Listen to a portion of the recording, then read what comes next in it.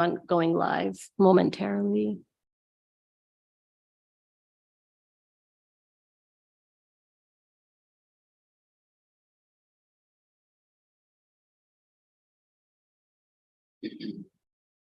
We are live.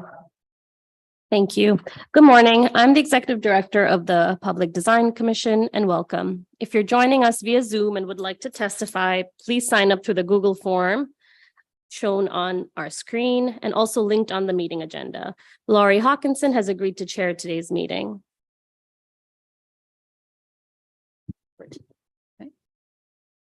Good morning. My name is Laurie Hawkinson, and welcome to the Public Design Commission meeting. Today's meeting is being held in person at City Hall. Members of the public can attend and give testimony either in person or remotely. The public meeting is now commencing with the consent agenda and items number 28455 and 28464 to 28497. Is there a gavel? I don't know. Oh. Okay, here we go. Staff has noted Commissioner Miranda and Commissioner Van Bramer's recusal on item 28497 and Commissioner Miranda's recusal on item 28474. Are there any other recusals to note? No? No, let for the record show there are no recusals. Okay. Something supposed to accuse myself. I'm just going to give you the actually after the consent vote and make sure I'm. Okay. I'll now call for the vote.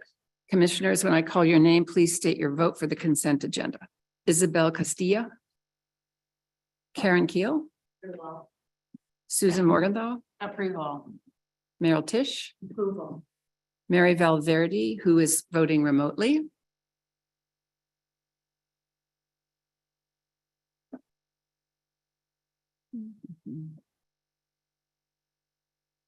We have to unmute her. Present, I'm sorry for the noise. Okay, and Jimmy Van Bramer. Approve all with the aforementioned refusal on 28497. I also vote to approve all. Let the record show all in favor. The consent agenda is approved.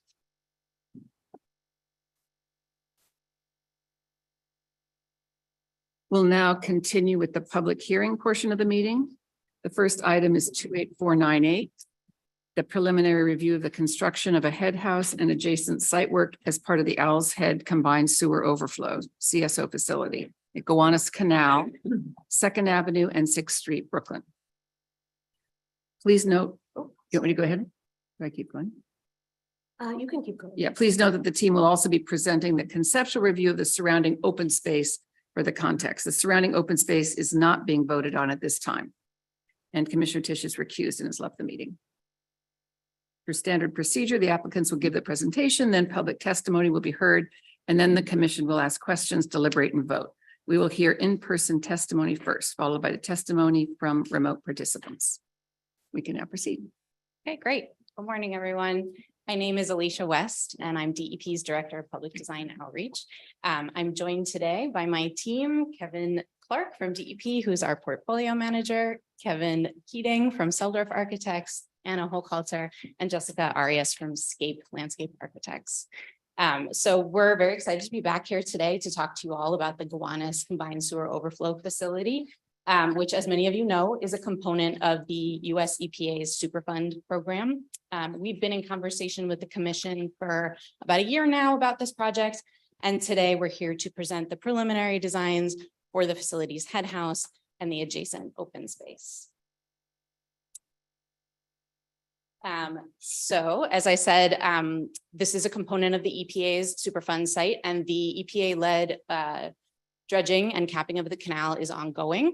The city, on DEP on the city's behalf, is building two large underground tanks, CSO facilities, combined sewer overflow facilities, along the canal that will capture and store up to 12 million gallons of combined sewage during a rain event.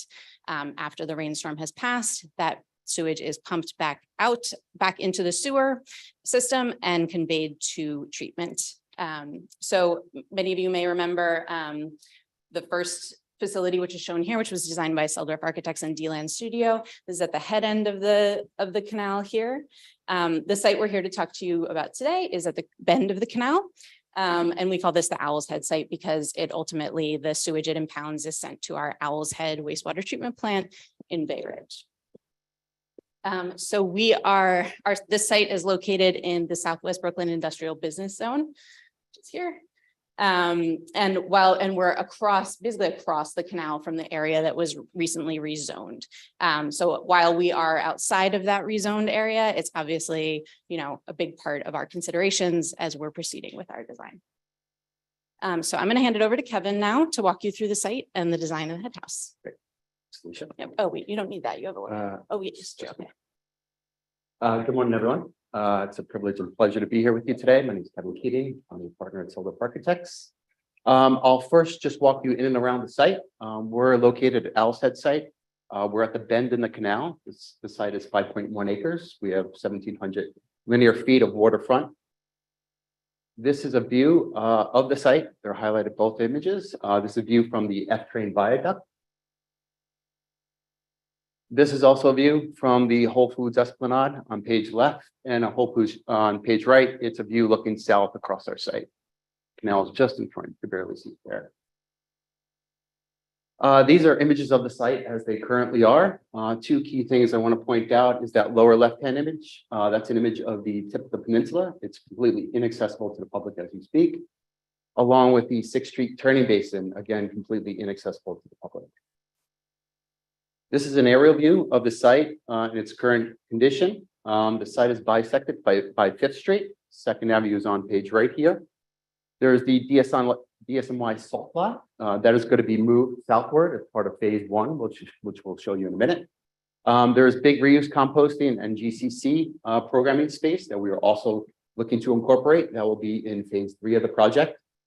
And as I mentioned, there's a private parking facility for buses at the tip of the peninsula, again, making the entirety or the majority of the peninsula and that waterfront access inaccessible to the public. So this is a simple diagram of the public infrastructure that's needed above grade. There's the CSO facility on the north end of the site, the DSMI salt lot and salt shed down at the south. And then in future phase 3, we will be incorporating a composting facility and GCC space itself. The balance of the space we're hoping to provide publicly accessible open space. So I'll just walk you through the phases of the project.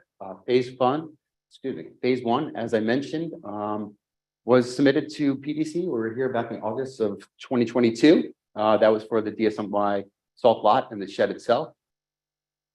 This is just to remind you, this is an image of the salt shed in its temporary condition. The foreground is all temporary. In order to accommodate the construction of the balance of the site. This here is an image of the salt lot in its permanent form, very conceptual imagery along the Esplanade, but the Esplanade sort of creating that sort of multi-tiered landscaping against the sort of backdrop of the shed itself. So today we're here to talk about phase 2 of the project. This is for the CSO tank itself and the area immediately surrounding the facility. And as I mentioned, phase 3 will be the balance of the site, and we'll be back here to talk to you then. So the facility operations. As we know, the city basically has a combined sewer. This is the majority of the system. It's about 90% of the system.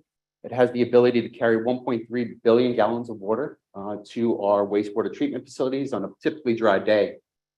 It's combined sewer in that all the water from your tubs, sinks, showers in businesses or homes go into the same pipe as all the catch basins, which is catching the water on a rainy day. The system has capacity to double that volume, but there are certain events that cause the volume for the system to reach its capacity. Once it does, it discharges into a waterway, unfortunately.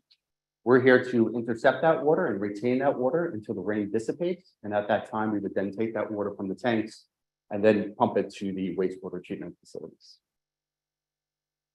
So just to start with the underground component, the CSO is located at the north end of the site above the access drive. That was formerly 5th Street. That will be demapped as part of this project. The pipe itself is in 2nd Avenue. The fallout point is at the head end. We are looking to cap that and divert the water into the facility, going on page left. So this is a simple diagram again of the above grade components. Two key factors here are to sort of illustrate the elevational differences that we are trying to navigate. There's an existing elevation of +7 at the corner of the Access Alley and Second Avenue. We're trying to get up to a design flood elevation of 14 feet. There's also vehicular access that we need to provide in many parts of the facility and around the site plan itself. The bolder the arrow, the more frequent the traffic is, the less bold it is, the less frequent it is. So this is a section cut through the building. This is literally sliced through this, in essence, unmanned facility. This is in essence one large machine. The CSO pipe is on the street underneath Second Avenue. That comes into the facility. The largest volume in the facility is this primary screening room. That's literally removing any debris that might have infiltrated into the system. There's also degridders, which are removing any sludge that may be in that water before it's pumped back to the wastewater treatment facility. And there's odor control vessels. These are large carbon filters that's literally scrubbing any of the air that's inside the facility before it's discharged. As part of this project, we're looking to achieve Envision Gold for the project. We will have, as I mentioned, odor control vessels purifying any air that's inside the facility. All of our equipment will be reducing our operating energy by about 50%. We will have green roofs to mitigate the heat island effect and manage any rainwater that may land on those surfaces. And all our sort of material will be sustainably procured. I'll just quickly walk you through these plans. This is the ground floor plan. Second Avenue is here on page right. This is a screening room. This is the largest volume in the project. And over here is the odor control vessel. They're outside in the yard. The secondary volumes drop off. Those are the volumes that are housing the pump station and electrical components.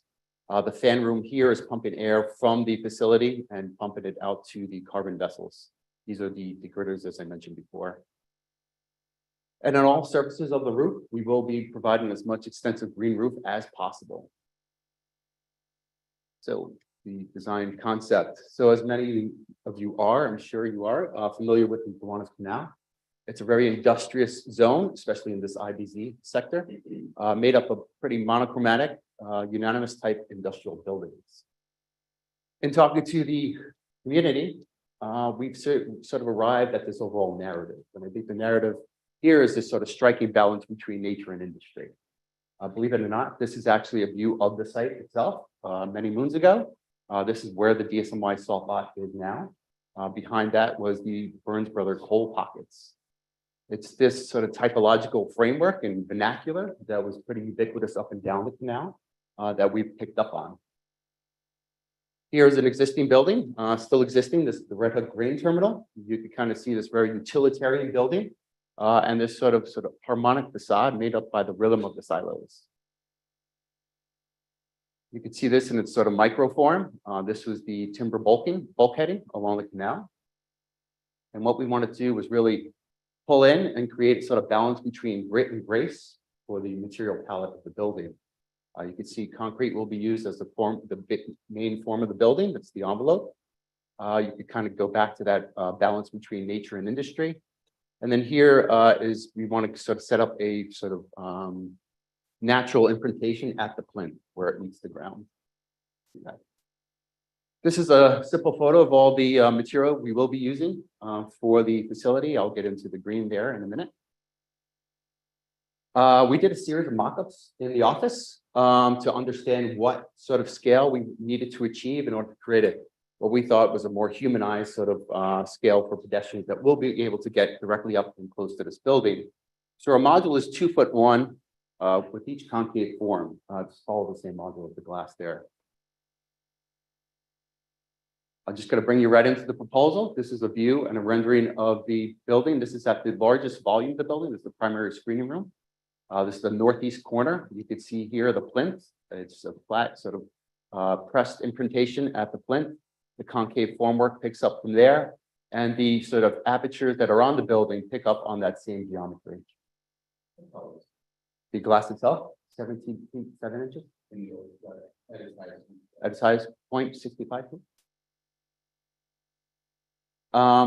So here is an image on the Gowanus side. One thing I want to point out, or a couple things, there's the aperture into the main primary screening room. There's the plinth down at the bottom. Here is the componentry associated with the carbon filters. In this case, we really wanted to celebrate the industrious quality of the building and really revel in the sort of history of the neighborhood. This is a view of the access alley. This is Second Avenue. As I mentioned before, there we have to navigate that sort of elevational difference up to a floodplain elevation of 14 feet. This is a couple of series of views. I'll go quick here, just for the sake of time. This is a view as if you're turning onto Second Avenue. In the foreground here is the entry into the publicly accessible open space. Behind that is DSMY salt lot, and then obviously in the background is the CSO facility. Now you're getting a little closer. Access alley is there, right where that biker is going up. And this is a view at dusk, basically showing you that access alley leading up to the publicly accessible open space down at the end, the DSMY salt lot, and then here the CSO facility. And one thing I just want to mention here is the sort of balance between verticality of the building created by the formwork and the horizontality emphasized by the datums created by the cornice and the canopies. This is a view of Second Avenue elevation. This is now a view from the yard back to the building itself. This is a view if you're at the Whole Foods Esplanade, looking westward towards the canal. The F-train viaduct's over there in the distance, and our new proposal is there on page left. This is a detail. As I mentioned, we'll have a plinth, flat plinth with a imprintation, natural imprintation pressed upon it. The concave formwork will take off from there. The glass, as mentioned, will be a single unit, 17 feet 7 inches. Each of these are a single unit. That is made up. We're able to achieve that because of the concave form. It has structural integrity, thus eliminating any horizontal sort of need for further reinforcement. We are capturing it at the bottom and the top with a stainless steel U channel, and the dimension between the two silicone joints will be about 3/4 of an inch.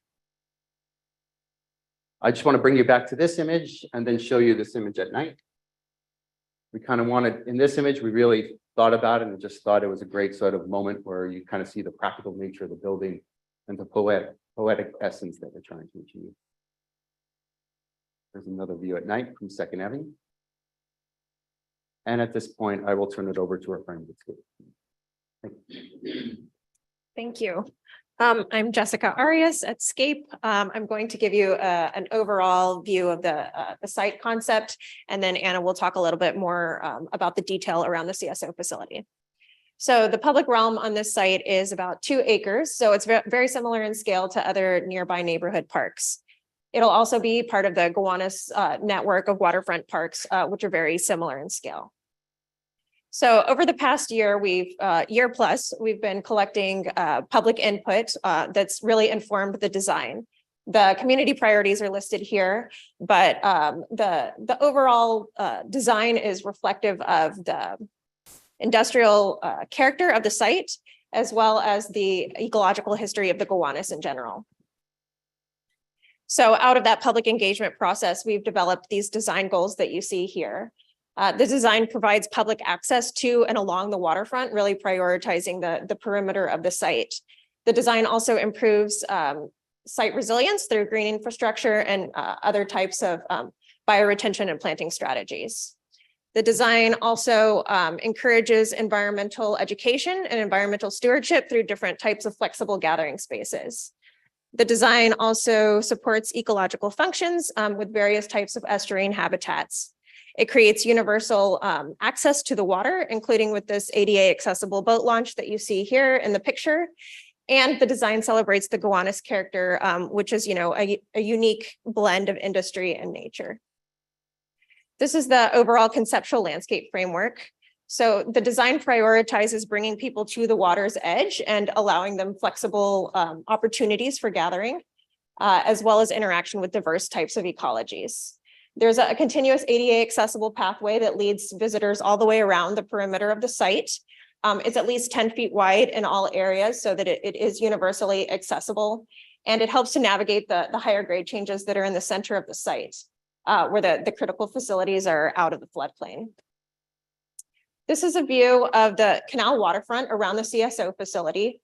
So at the top of the tank plaza that you see in the center of the screen, This is a flexible gathering space that sits directly on top of the CSO tank. It's at an elevation of 14. And the rest of the public realm sort of helps navigate that grade change all the way down to the water, where the canal walkway is at an elevation of 10 feet. So the amphitheater is an example here of a space where there can be impromptu gatherings and performances, and also amazing views out to the canal. Following along the canal walkway to the left, the canal get down is something that we've heard a lot from the community about and worked on developing to help people get directly down to the water. At the point, there's a tidal wetland that receives daily tidal inundation and gives people a chance to experience the ecological history of the Gowanus firsthand.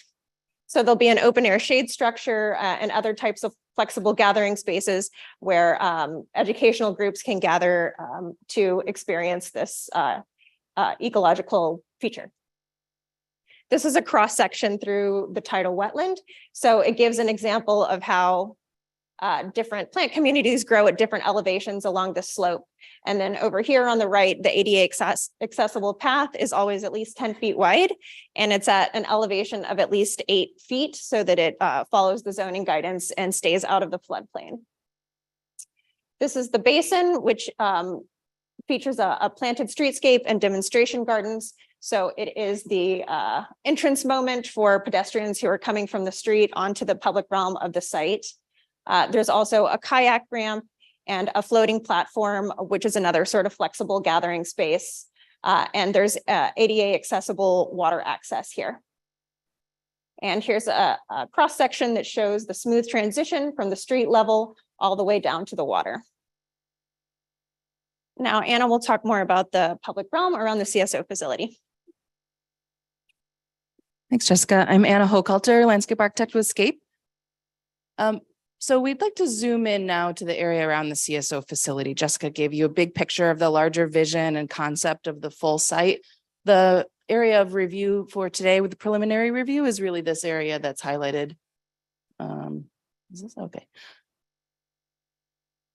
This is what we presented during conceptual review last time we were here with you, and we've made some modifications since then. Jessica spoke about some of them. We heard more from the community about the types of programming around the amphitheater, so we've scaled that down a bit. We've added more tree canopy to really provide more shade around the seating areas and pedestrian walkway, and we heard very loudly from a number of from the community and through our engagement process that access to the water at 2nd Avenue was very important. So we've worked closely with Parks and with DEP to develop this get down. There are a number of grade changes throughout the site, and we are leveraging those as part of the design. Here you can see the typical canal walkway experience at elevation 10, and we've used an amphitheater seating to navigate up to that higher grade at elevation 14 with green infrastructure integrated where possible. The types of materiality here are evocative of the maritime history. We heard loudly from the community that natural Gowanus wildness was really something that they wanted us to celebrate in the design. So you can see natural stone here, ADA cobble strips along the esplanade, and views down along the canal are quite striking here, as well as across to the street end at Bond Street. This is immediately at the street end, Bond Street, so you'll be able to see down that corridor across the canal. This is the top of Tank Plaza. This is one of our more constrained areas where we are navigating around access hatches that are needed for the facility operations and maintenance to get into the tank itself for maintenance. And so we need to keep this area open for vehiculars to maneuver. We've incorporated decorative paving pattern. Hopefully you had a chance to look at the samples earlier. So we're using a pattern that's evocative of a mud flat, which is a historic ecological element of the Gowanus Canal. And we've incorporated bioretention and seating where vehiculars don't need to maneuver. You can see again another illustration of how we're navigating those grade changes and really the types of subsurface infrastructure that we're working with at every level. The CSO tank here at the top of the tank, we do have permeable paving at the top of the tank and green infrastructure, as I mentioned. We're navigating around the below grade structure bulkhead tiebacks at the water's edge. And oops, wow, sorry. Sneak peek here, sorry. This gives you an illustration of the typical experience around the canal. We are incorporating some elements from the waterfront access plan that Alicia mentioned. We're just outside of that zone, but we know that we're adjacent to it. So we've incorporated the Gowanus guardrail, which is one of the elements that will be consistent across the public realm within the waterfront access zone. So we're trying to create that cohesion of experience along the canal and indicate that this is a public space.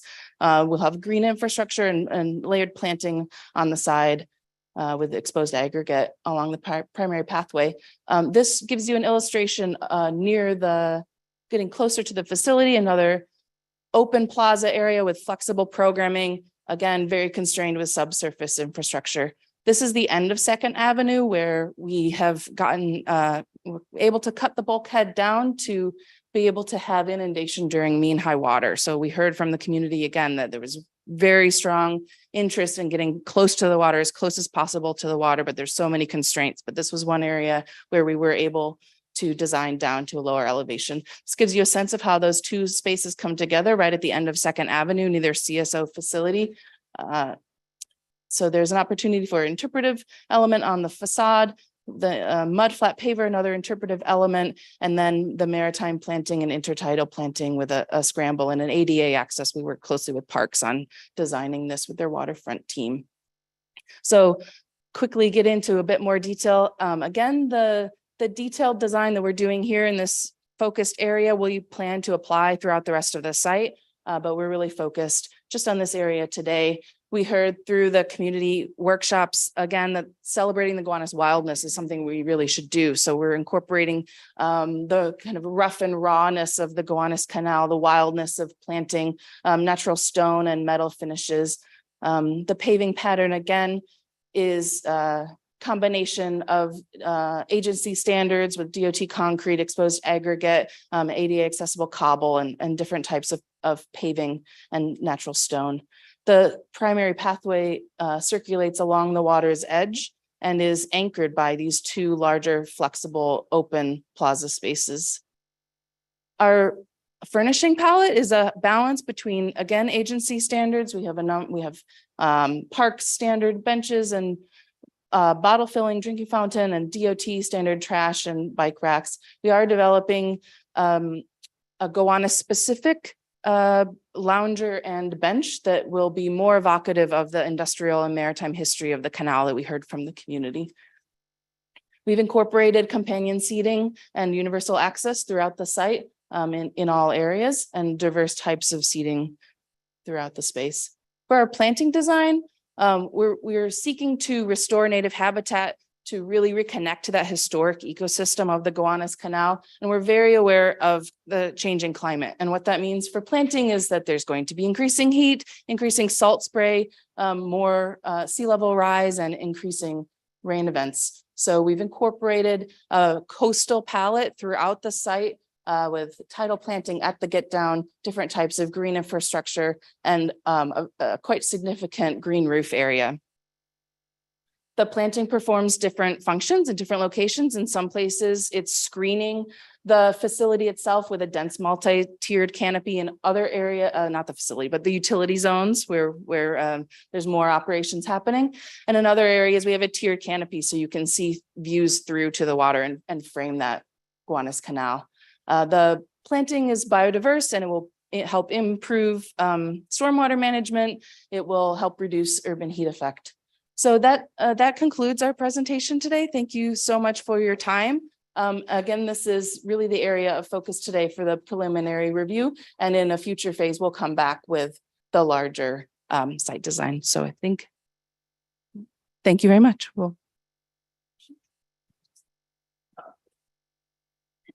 Thank you for your presentation. We will commence the testimony. Has anybody signed up to testify in person? I hear no. Has anybody signed up remotely? Yes, we have one person signed up remotely, Christine Petro. I just requested to unmute. You have 3 minutes for your testimony. Please begin. Thank you. Good morning. My name is Christine Petro. I'm the Programs and Education Director at Gowanus Canal Conservancy. For more than a decade, GCC called the salt lot home. Before we relocated to a temporary site last year to make way for construction, GCC headquartered our education and stewardship programs and native plant nursery at the salt lot. There we operated side by side with Big Reuses, NYC compost facility, DSNY's salt lot facility, and the many gardens and restoration areas that we cared for. In that time, we hosted over 5,000 K through 12 students with a focus on serving Title I schools and schools in New York State designated environmental justice areas in Brooklyn. Students tested water quality to investigate the impacts of CSO and learned about gray and green infrastructure. They propagated thousands of native plants and explored local ecosystems and biodiversity on site. And they worked to research and restore habitat for mussels and other marine life that has been impacted by pollution and construction. These education opportunities have engaged local students in the environmental issues facing the Gowanus community and help build the city's next generation of environmental advocates. At the same time, we advocated for a future salt lot that, in addition to the new CSO facility, will host all the critical facilities, programs, and biodiversity that have made the salt lot an important and unique community asset, while making room for new public space, wetland restoration, water access, and education for place-based and experiential STEM learning. We're delighted to see this vision come to life in the DEP's proposal before you today. The design follows through on the commitment in the Gowanus rezoning points of agreement to replace GCC and Big Reuse facilities that have been a cornerstone to this community. The design has answered the community's calls for water access with an ADA launch at 6th Street and a get down at 2nd Avenue. The proposed tidal wetlands, bioretention, and demonstration gardens will restore habitat for the more than 280 species that once thrived on the salt lot. The public spaces on site are carefully considered with the inclusion of a much needed public restroom, connective pathways, and community gathering spaces. The proposed outdoor classroom will allow the site to act as a living laboratory once again, where students of all ages can immerse themselves in the wonder and complexity of this rich urban estuary. We envision an outdoor classroom with space for 30 to 40 students and teachers to gather, with canal access for water quality testing and habitat monitoring. The space should ideally have a 3-sided structure to provide weather protection, modular seating and tables, solar power for electricity, water connection with sink and lockable storage for equipment. We look forward to continuing to work with DEP as the design for— Sorry to interrupt. Your time is up, so please wrap up your testimony. Yes, okay. So we've been delighted with the care the DEP and the design teams have put into engaging the community with their process, and we look forward to continued collaboration as the details are finalized. Thank you so much, everyone. Testimony. Thank you. Rebecca, is there any other testimony? Not that I see, but there are some others online. If you'd like to testify remotely and you're currently logged on and muted, please either unmute yourself, use the raise your hand feature, or turn your video on and physically raise your hand. Okay, I think we're all set. No one else signed up to testify. Okay, so seeing no hands, this concludes our testimony for the Gowanus CSO facility at the Owl's Head site. Commissioners, are there any questions or comments? I have some questions and comments, if I may start. Mm-hmm. Thank you, everyone, for the wonderful design presentation. I used to live in this area for 10 years, and I think you've done a great job at capturing the charm of the Gowanus Canal in its both industrial aspect and potential natural restoration. So congratulations, it's a great project. I think the architecture, I like it a lot. I think it's great. I don't have any detailed comments or questions on that aspect. I do have a couple of comments and questions on the open space. My first comment has to do with the top of the tank plaza. Fully understood, this is a space that needs to be left very open and accessible. And I do think the idea of incorporating an intricate paving pattern helps a lot to lower the scale and give it texture while still meeting the clearance requirements. Just had a couple of questions in terms of the access hashes. Will these be of a different material than the paving, or are you looking to use paver trays or wunder covers or something similar to provide continuity of the paving?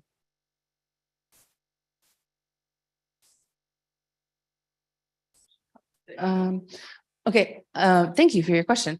I'd like to go, do I have control or no? We can go to the rendering of that top tank area. I think this will help answer your question.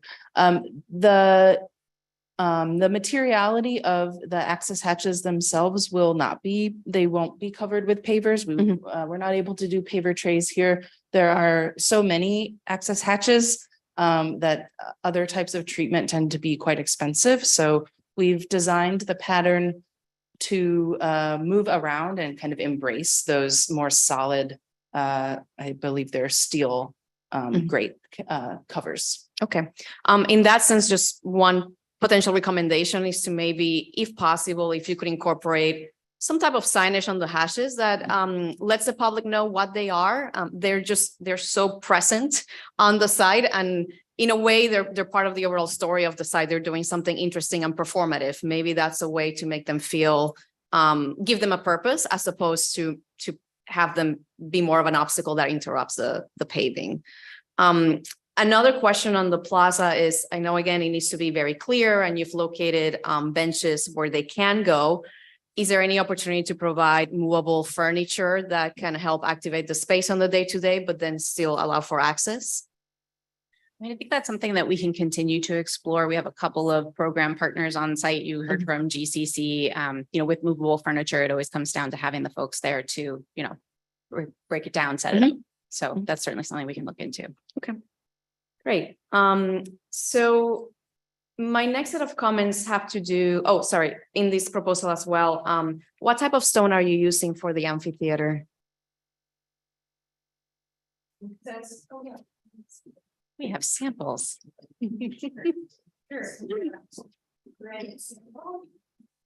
Oh, cool. So it has a lot of variation. Both warm and cool tones. So this is an example. And that's the exposed aggregate. Right, so this is the majority of the canal walkway, which will be lined with these stone cobbles on either side. And this is the stone that will be featured at the amphitheater as well as the get down. Okay, great. Very nice. So that answers some of my questions on material. Sorry, I wasn't part of the conceptual review, so I'm catching up. The next set of comments have to do with the areas that you're submitting for concept, not yet preliminary, mostly the kayak lounge. And I believe you received my comments in written form before. But generally, I think the area around the kayak lounge needs just a little bit more thought in terms of dimensions and how it works. There's some demonstration gardens splitting the street access from the kayak lounge. And, kayaks are very large objects. They need to maneuver around. They need to be cleaned after being on the water. So overall, the space feels very tight for me in terms of being able to navigate, bringing the kayaks from the street onto the lounge, being able to store them. I think it's still a little bit unclear how the storage will work, how much it will be able to hold on site versus how many kayaks may be brought on, by other people that are not stored there. So overall, I just think the space needs a little bit more thought in terms of operations, how all of this is going to work in terms of drop off, pickup, cleaning, and also queuing of people. Maybe there is a group of, say, 6 people coming together to drop their kayaks. How are they going to perhaps queue on the program deck as they come down into the platform and lounge off? So I think it's a great idea. Again, I've always wondered, why does everybody in Carroll Gardens have a kayak attached to the roof? So it's good to see that there will be a space for them to go. Great to see that there will be storage. I just think it needs a little bit more of a practical approach to understand how all of this will work, given the scale of the kayaks. Thank you for that comment. That's great. Yeah, so that's going to be the next phase that we're going to advance through design. So we'll definitely keep all of that in mind. Thank you. Great. Any other comments from commissioners? I have a question about big reuse, because I heard it spoken about big, I'm sorry, I'm a big fan of big reuse. And so they were operating in this space and they'll be relocated and that there's an agreement on that. Yes, so they're part of Department of Sanitation's, they're running the compost facility for sanitation. They are currently on site.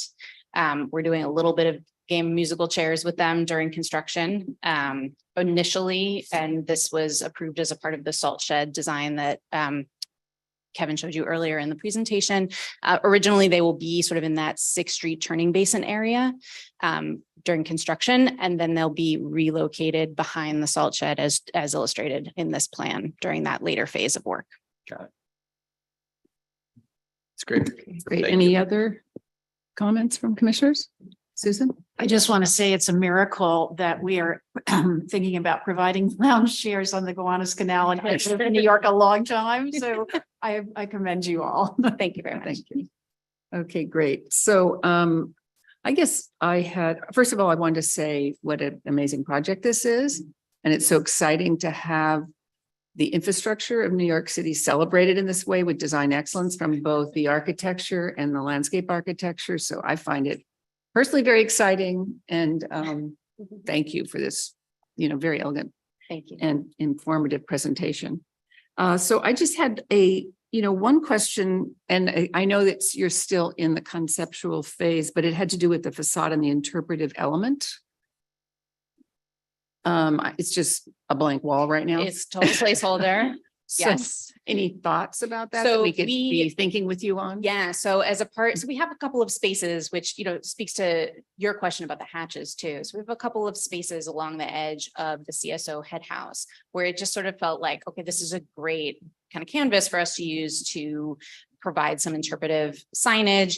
We, as a part of, I think it was our 4th workshop with the community, we talked a lot about, what do you want to have interpreted? Like what themes should we be interpreting on site? And people had a lot of ideas and we kind of got, across the board, there were folks who were like, put signs everywhere. And then there were folks who were like, just be tasteful because, nobody reads. And, we're trying to strike a good balance there, but we're thinking that it's a great opportunity to educate people about what this CSO facility does. Many, many people in New York City do not understand what happens when they flush their toilet and all of the infrastructure that is there that supports New York City being a livable, breathable place. So this is a great opportunity to educate people on that, but it's also a wonderful opportunity to talk to people about the history of the canal, both as an industrial waterfront, but also before that, when it was, a beautiful natural space. So that's kind of the range of what we're looking to do. The pieces of graphics that are probably on the building themselves will probably be a little bit more focused on the infrastructure side. So it's along that Canal Plaza there. We've got an opportunity here. Right there. And then also here, this is the Con Edison area, and we're a little limited about what we can do here because they need to independently be able to get in and out of the facility without us. But we're looking at that fence line to incorporate something as well.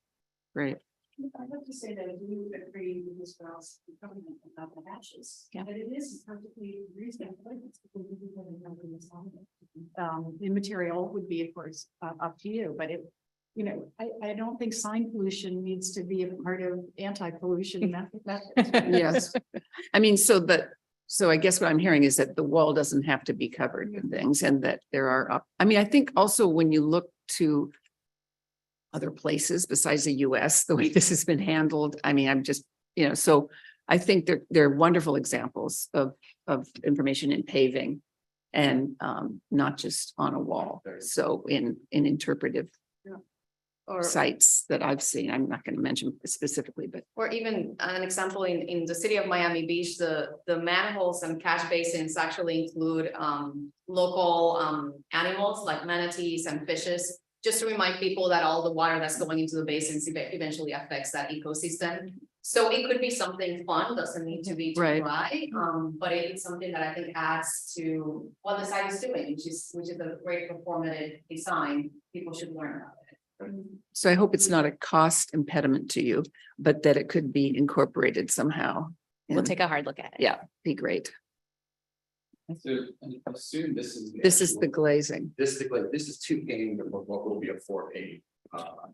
glass. Mhm. Yeah. Okay, well, good luck with that. We're very excited. It's very beautiful. Front. Front. Yes. There, they answered everybody, right? Good. Great. Okay, we're good? Okay, so if there are no other questions, so I just, again, great example of design excellence. I'm super excited that we're all here to see this. I want to take a roll call vote on 28498. Commissioners, I'll call your name and please state your vote. Isabel Castilla. Proof with conditions. Let's explore the signage. I need to summarize those. I'll summarize those afterwards. Karen Keel, Approved. Susan Morgenthau, Approve. Mary Valverde, who's remote, who is voting remotely, but I'm gonna have to. yeah, there's a She had to step away briefly. And she'll be back on momentarily. okay, and Jimmy Van Vermen. Okay, great. And I also vote approved. There's a recommendation for concept for next month due to lack of quorum. And let the record show all in favor, majority in favor. The project is approved. Right? Yes, it's slated for approval next cycle due to the recusal and the person voting online doesn't count towards quorum, but we had two commissioners out sick unexpected this morning. Thanks. Sorry. So I just wanted to summarize, if I Yes. may. So I think that was this question about the access hatches, which would be exciting if that could be incorporated into the interpretive material. The mobile furniture as a possibility would be great to have mobile furniture if that could be explored. The kayak launch, which we all think I think is great. And it at the demonstration gardens feels a little bit tight, as Isabel said, and more thought about operations there. If we could expand it a little bit. And I think we're all excited about big reuse. So thank you. Thank you so much. Thank you. Great. Library.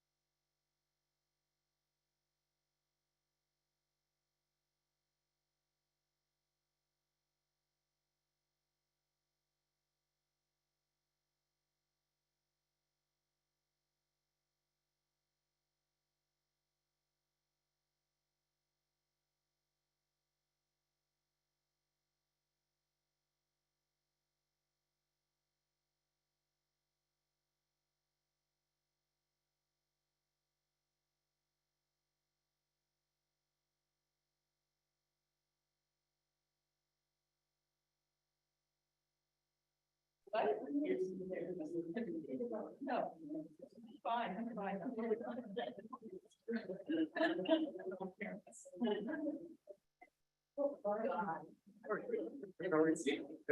so I think, are we good here, Grace? Okay, so we're going to move on to the next item. 28499, the preliminary review of the design of prototypical bus shelters for installation on narrow sidewalks and city streets. Commissioner Tisch has rejoined us. Great to see you. Per standard procedure, the applicants will give their presentation, then public testimony will be heard, and then the commission will ask questions, deliberate and vote. We will hear in-person testimony first, followed by the testimony from remote participants. We can now proceed with the presentation. Morning, commissioners. Hi, I'm Nick Petnati. I'm liaison for the Department of Transportation. I'm joined by our wonderful team from JCDecaux, Grimshaw, as well as colleagues from DOT. I'll let Alan here do most of the intros. I'm just going to set the table really quick and then turn it to Alan to walk you through the actual presentation. So in terms of what we're here to talk about, we're here to present the addition of a new piece of the family for the prototypical bus shelters. All good. I'll restart.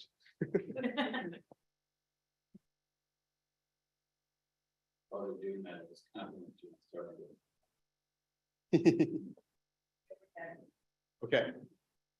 All right, back. Hi again. I'll do the intro again one time. Sorry. Nick Petnati. I'm from the New York City Department of Transportation. Again, joined by colleagues from JCDecaux, as well as Grimshaw, the architects for the shelter, and colleagues from DOT.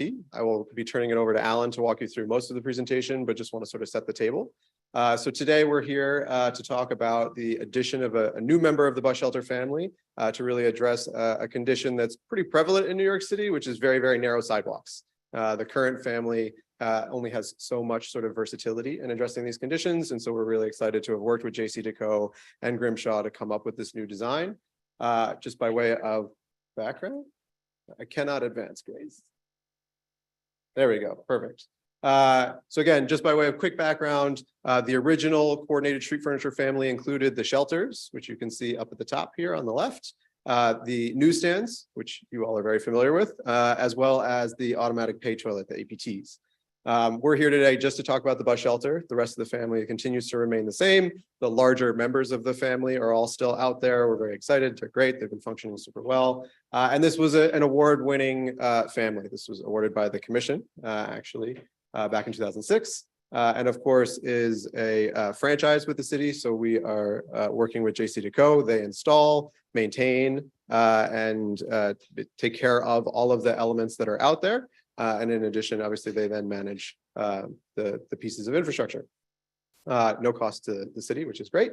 And obviously, there are advertising panels on these. That's the revenue stream for this. So with that, I'm going to turn it over to Alan, and we'll get through into the actual designs. Thank you, Nicholas. Good morning, everybody, commissioners. My name is Alan Sullivan, as Nicholas said. I am the co-CEO of JCDecaux in North America, and I'm joined today by my colleagues, Gabriel Brussel and Nicholas Clochard, as well as Kaz Zdenius, who's joining us online. He's the principal head of industrial design at Grimshaw and was the lead architect in the original PDC approved and award-winning design, as well as Grimshaw partner Juan Corral. There we go. So firstly, I would like to thank you all for your time this morning to consider our application to extend the family of the tried, tested, PDC approved and award-winning Grimshaw designed bus shelter. Bus shelters, as Nicholas said, that are provided to the City of New York at no cost to the taxpayer and fulfill a basic necessity for the 1.2 million transit riders that take the bus every day.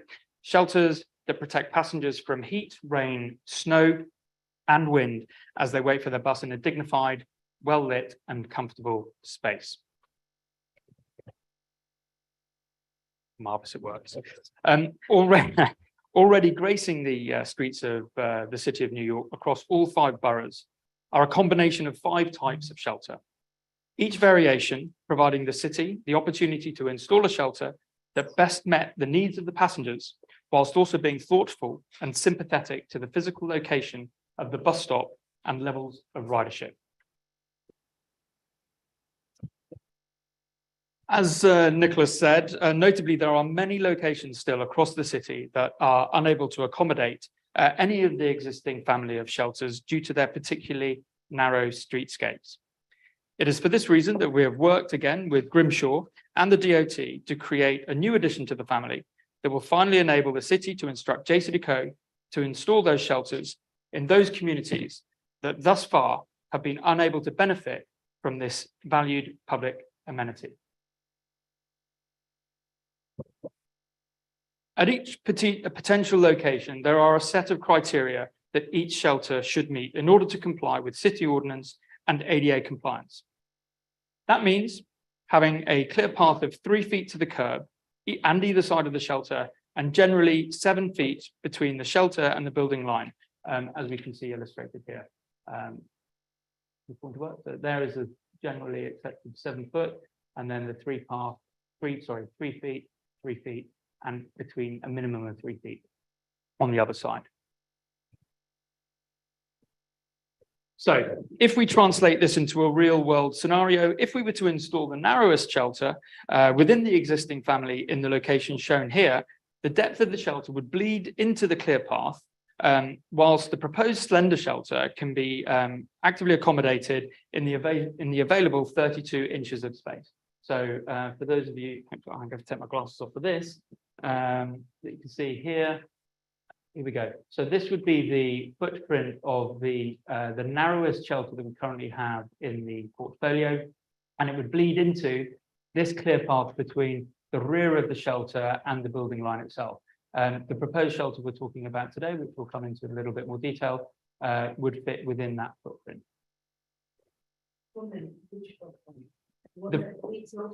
No, the footprint, sorry, yeah, it fits into the 32-inch depth that would allow us between the 3 foot to the curb and the 7 foot to the building line here. I'm sorry. I know I can catch on. Put the red dot on the one it's going to fit into. If I could beg your patience, we're going to come in to show exactly an illustration of how it will do in a couple of minutes in the presentation, which I am convinced will clarify your question. Is that okay? No, not really. Okay, sorry. I'm done. Here's my question. In your footprint. Yep. Keep it simple. Yes. In your footprint, are you proposing to do one that bleeds over into No. the side? That's the answer. Marvelous. Go ahead. Thank you very much. So, to that end, allow me to introduce you to the slender shelter. On our IT, is it possible that this is able to be animated or not? No, it is. Marvelous. There we go. Technology works today, so there we are. So the slender shelter is a concept designed in the visual language of the existing family. The Grimshaw Collection was conceived of as a kit of parts, and this variation of the shelter has all of the same features as its siblings, namely an elegant, transparent design, which is distinctive, yet blends seamlessly into the urban landscape with minimal visual or spatial intervention, and of course is constructed from high quality materials to withstand the rigors of the city sidewalks and its range of weather conditions. As we've said already, this slender design will allow the city to place shelters in many locations across the city that are currently unable to accommodate any of the existing family of shelter sizes. The DNA of the slender shelter is the same as the rest of its family. The overall structure and foundation remain the same. The roof offers the same amount of protection from the elements as the existing narrow, and benches are exactly the same as the existing inventory. The bus stop identifier is the same. The advertising panel is located at the front of the stop, the same as the rest of the family. The glass panel facing the oncoming bus, allowing passengers to see, and importantly to be seen, is also the same as all single shelters. We have, of course, provided the necessary line drawings in our submission for your consideration, and we'd be very happy to address any questions you may have on this matter. However, I would like to take the rest of the remaining time to share with you a couple of examples of where and how the Slender could be accommodated on the New York cityscape.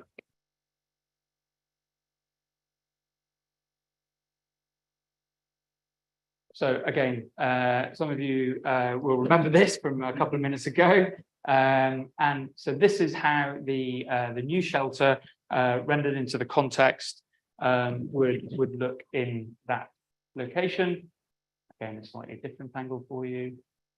And again, secondly, typical narrow sidewalk, this time on Gates Avenue in Brooklyn. Go.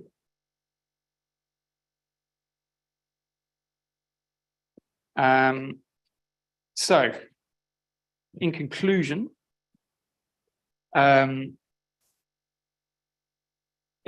we seek the approval of the this additional version of the Grimshaw bus shelter design that the PDC approved.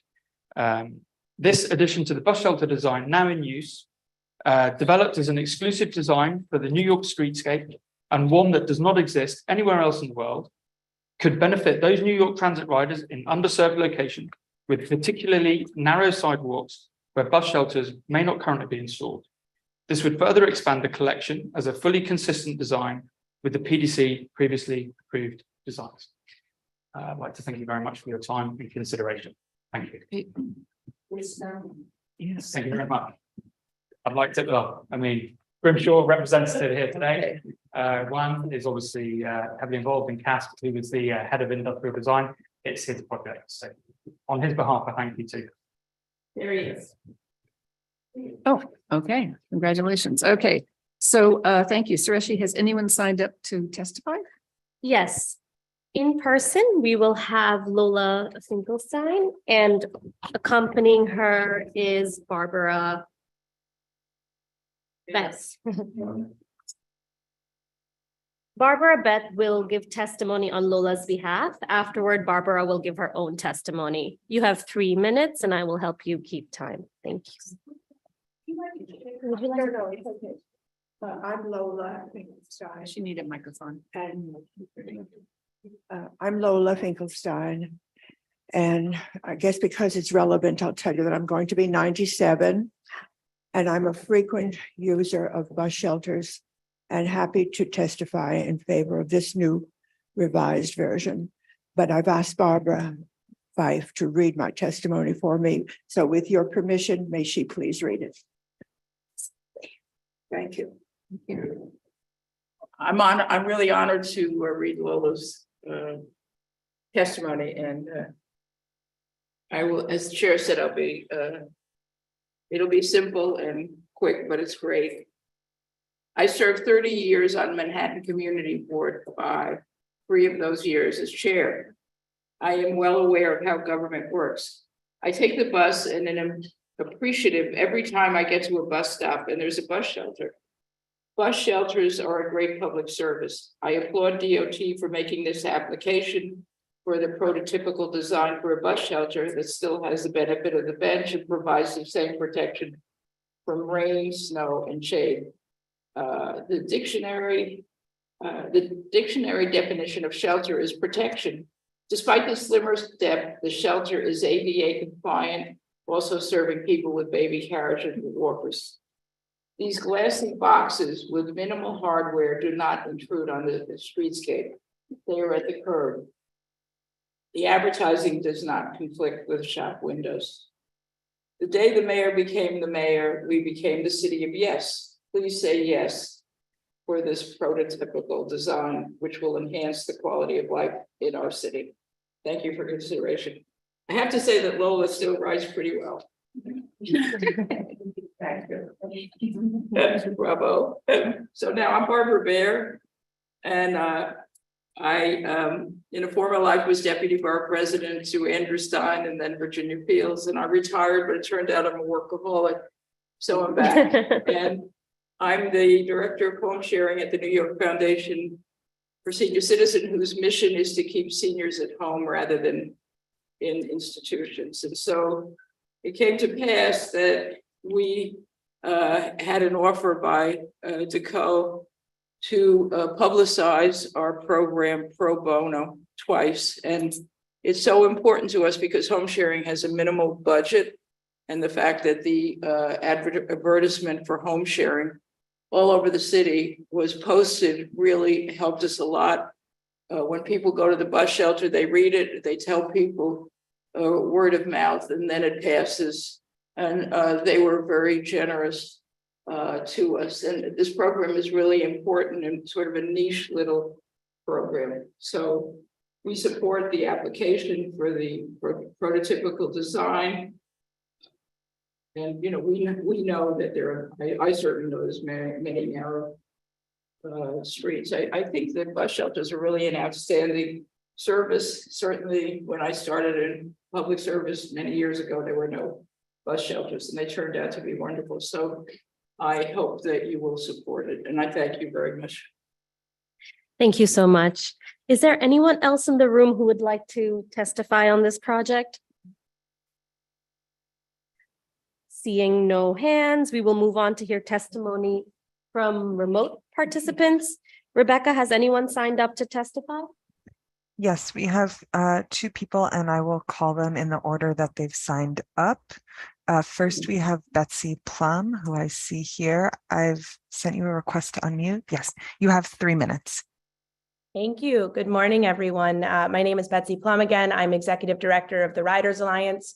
We are New York's grassroots organization of subway and bus riders fighting for better public transit in order to achieve a more just and sustainable New York. One of our core campaigns is our campaign for better buses, fighting for fast, reliable, convenient bus service that meets the needs of all riders, particularly those who live in areas with poor subway access. While not every part of our city is easily accessible by subway, buses can reach nearly every block. For years, we have pushed New York City mayors to build busways and bus lanes and secured commitments from DOT and the MTA to implement features that make riding the bus more convenient, more reliable, more comfortable for riders, such as bus shelters, as you're discussing today, but also countdown clocks, all-door boarding, allergy season. Our Better Buses campaign makes sure that these commitments are well delivered, that they're delivered equitably and quickly to best serve bus riders, particularly outer borough bus riders who rely the most on the bus. And it is with this background and context that I join you today to offer our full support for the proposal in front of you from DOT and JCDecaux. It is a proposal that will allow more bus shelters to reach more riders, and that is really important. Bus shelters are a matter of basic equity and basic dignity for bus riders. If you go to any commuter rail station, a subway station, seating is standard, a roof to wait under is standard. Bus riders, however, are forced to wait in the rain, in the snow, in the scorching heat, often with no cover, nowhere to sit. This has unfortunately been an intentional decision in cities across the country. We know that the legacy of racism is real surrounding public transit, especially surrounding the bus. And so a bus shelter is common sense street design that shows a city cares about all of its residents and not just some. Of course, bus shelters are not only benefiting bus riders. A shopper can huddle under a bus shelter while it's raining and they're waiting for a cab. A pregnant mother can stop for rest on a hot day. Bus shelters are good for sidewalks and streets as much as they're good for bus riders. So in conclusion, I just want to say that in a city with the slowest buses in America, not advancing a policy for more shelters and designs that accommodate the great diversity of our sidewalks is an insult to injury. For Riders Alliance, every bus rider should have a bus shelter, and the more bus shelters we can bring to our city streets, the better. We believe that this is a great design because it's a functional design. It is a design that has a real equity impact. And that is a key part of what will continue to make our city better and more equitable, and we offer our full support. Thank you.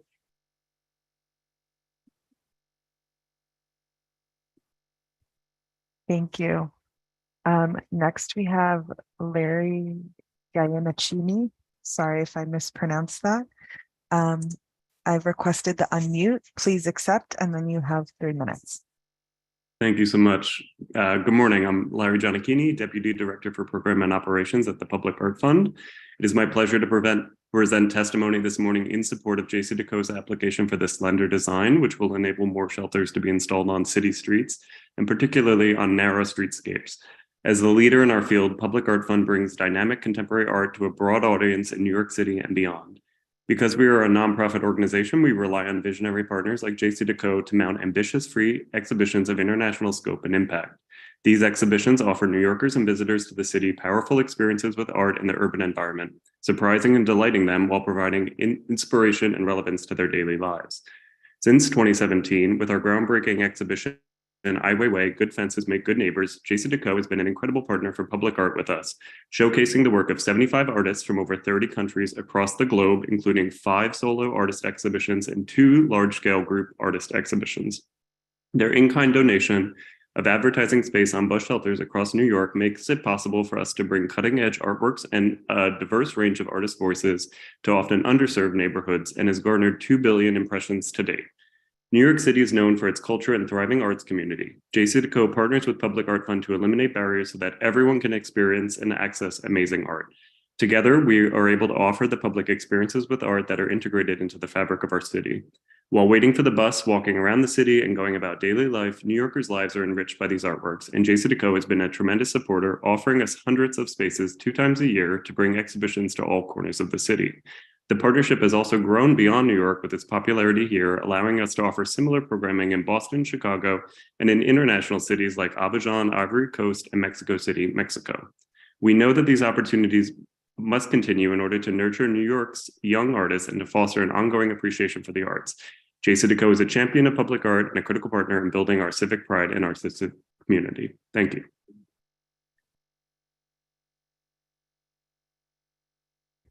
Thank you.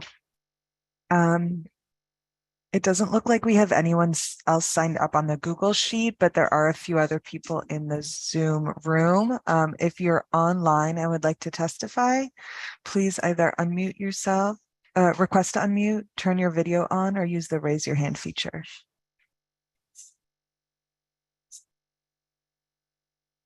Okay, it looks like no one else is signed up to testify on Zoom. Okay, so I guess seeing no hands and nobody has come forward. This concludes our testimony for the design of prototypical bus shelters. Commissioners, are there any questions? Yeah. I have a couple of questions. Number one, obviously it's been a really successful endeavor for the city of New York. And I think this is a great amendment to the original family, as you all call it. How many have you identified? Just how many communities will benefit, right? How many locations will receive this treatment? Sorry, I was going to say, Nicholas, probably this is the DOT question. Is the DOT themselves? Yeah, sorry, I was just turning the mic on. So we are working through that process still. There's ongoing negotiations in terms of the, how that's going to play out. I will say our general process is we, are looking at community requests. We're looking at ridership data. We're looking at a bunch of different factors so that we try to make sure that we're getting these to the place where they're needed the most. I will also say we're not just looking at the Slender shelter. We're also looking at the other members of the family to see where we can get those in with the additional allotment of bus shelters that will hopefully come from this work. Again, as Alan had mentioned earlier, obviously we want to put the right size shelter for the location. So if there's high ridership, if it's a wide enough sidewalk, we will put a larger shelter there. The Slender will obviously go where we are constrained from sidewalk dimensions. So I don't have specific locations yet for you, Commissioner, but we are working on it. So we could see dozens or hundreds of additional. Likely in the dozens, I think is a fair way to say it. Yeah, and overall hundreds of additional shelters total, but of these Slender ones probably in the dozens. And then in the rotating show that you shared earlier, it looked like there was an interior panel that was programmable. I don't know if you can go back to that. Really cool rotating shelter.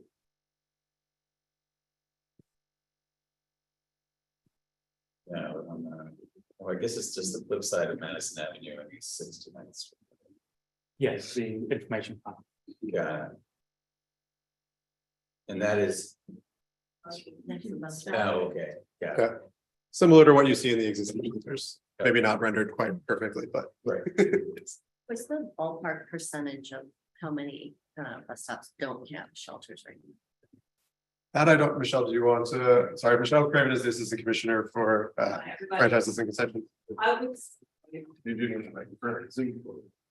Hi, everybody. I would say it is about 80% right now do not have bus shelters. There's about 15,000 bus stops in the city, and we have 3,300 and change, I think, in the ground.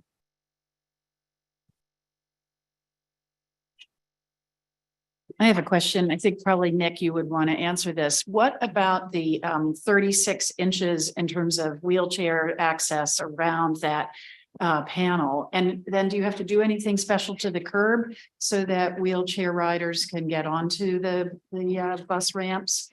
How does that work? Sure. So in general, the way shelters are sited at a bus stop, they are a set distance away from the bus stop pole to leave room for the ramp that comes out of the bus to actually land on the sidewalk. Across the city, that doesn't happen in the shelter. It's always to the north of it. And there is obviously with the siting criteria, enough room for a person in a wheelchair to still maneuver around the ad panel or the transparent panel to get to and fro wherever the bus might be pulling up. As we know, buses don't always stop at the pole, so we wanted to make sure there's that flexibility. Any other comments? Questions? No? Okay, well, thank you all for the presentation. I think it's very exciting to something else? No? No? To see this new type to accommodate the narrower sidewalk. And I think that we'll look for as many shelters to be installed as is possible everywhere they're needed and everyone who wants them. It would be great to have us.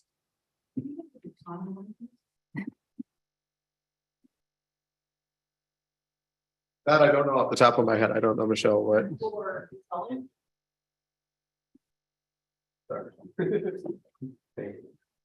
So we're in the process of negotiating an amendment to our contract with JC Deco. We've recently received approval from the city council to get a 5-year extension, and we're planning to go to the FCRC next month.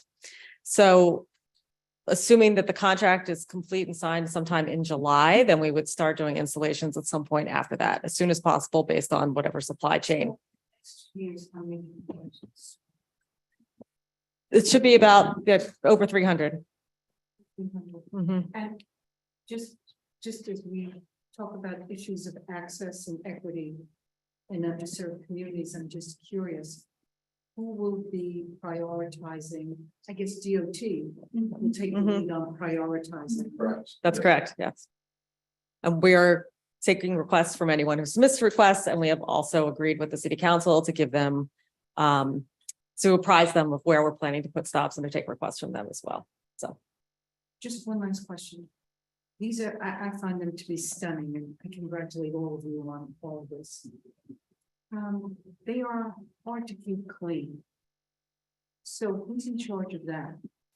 That would be JC Deco. That'd be JC Deco. We have a fully unionized workforce that are responsible for the continued maintenance, cleaning, repair, and upkeep of the 3,400 shelters across all 5 boroughs of New York. And that takes place on a daily basis. Okay.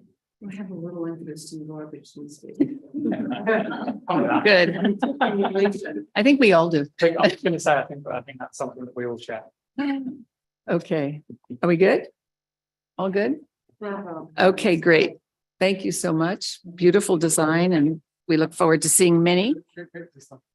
Oh, no, we haven't voted. I'm going to now take a roll call to vote on item 28.499. Commissioners, when I call your name, please state your vote. Isabel Castilla. Karen Keel. Approved. Susan Morgenthau. Approved.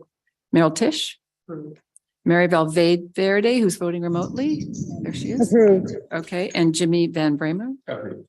I also vote approved. Let the record show all in favor. Majority is in favor. The project is approved. Thank you so much. Thank you, Commissioner. I appreciate it. Thank you. Lovely comments. We will now take a short 10-minute break and come back. Yeah.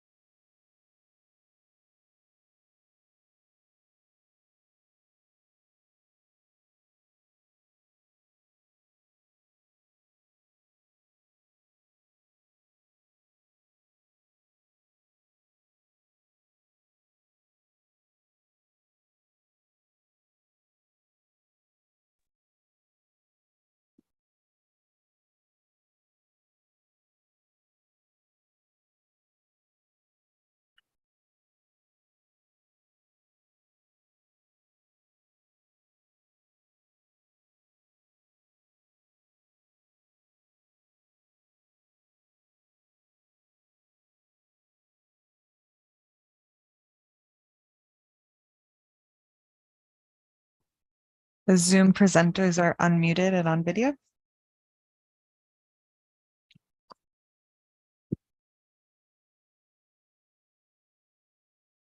On to you, Are Laura. we here? Yes.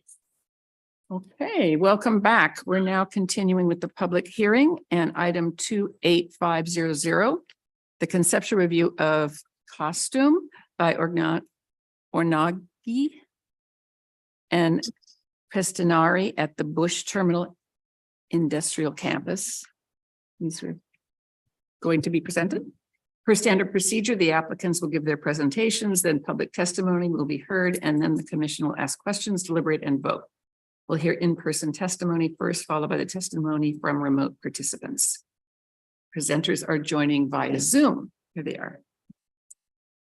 Okay, I think we're ready. Hello. Okay. Good afternoon, everybody. I hadn't been here for a minute.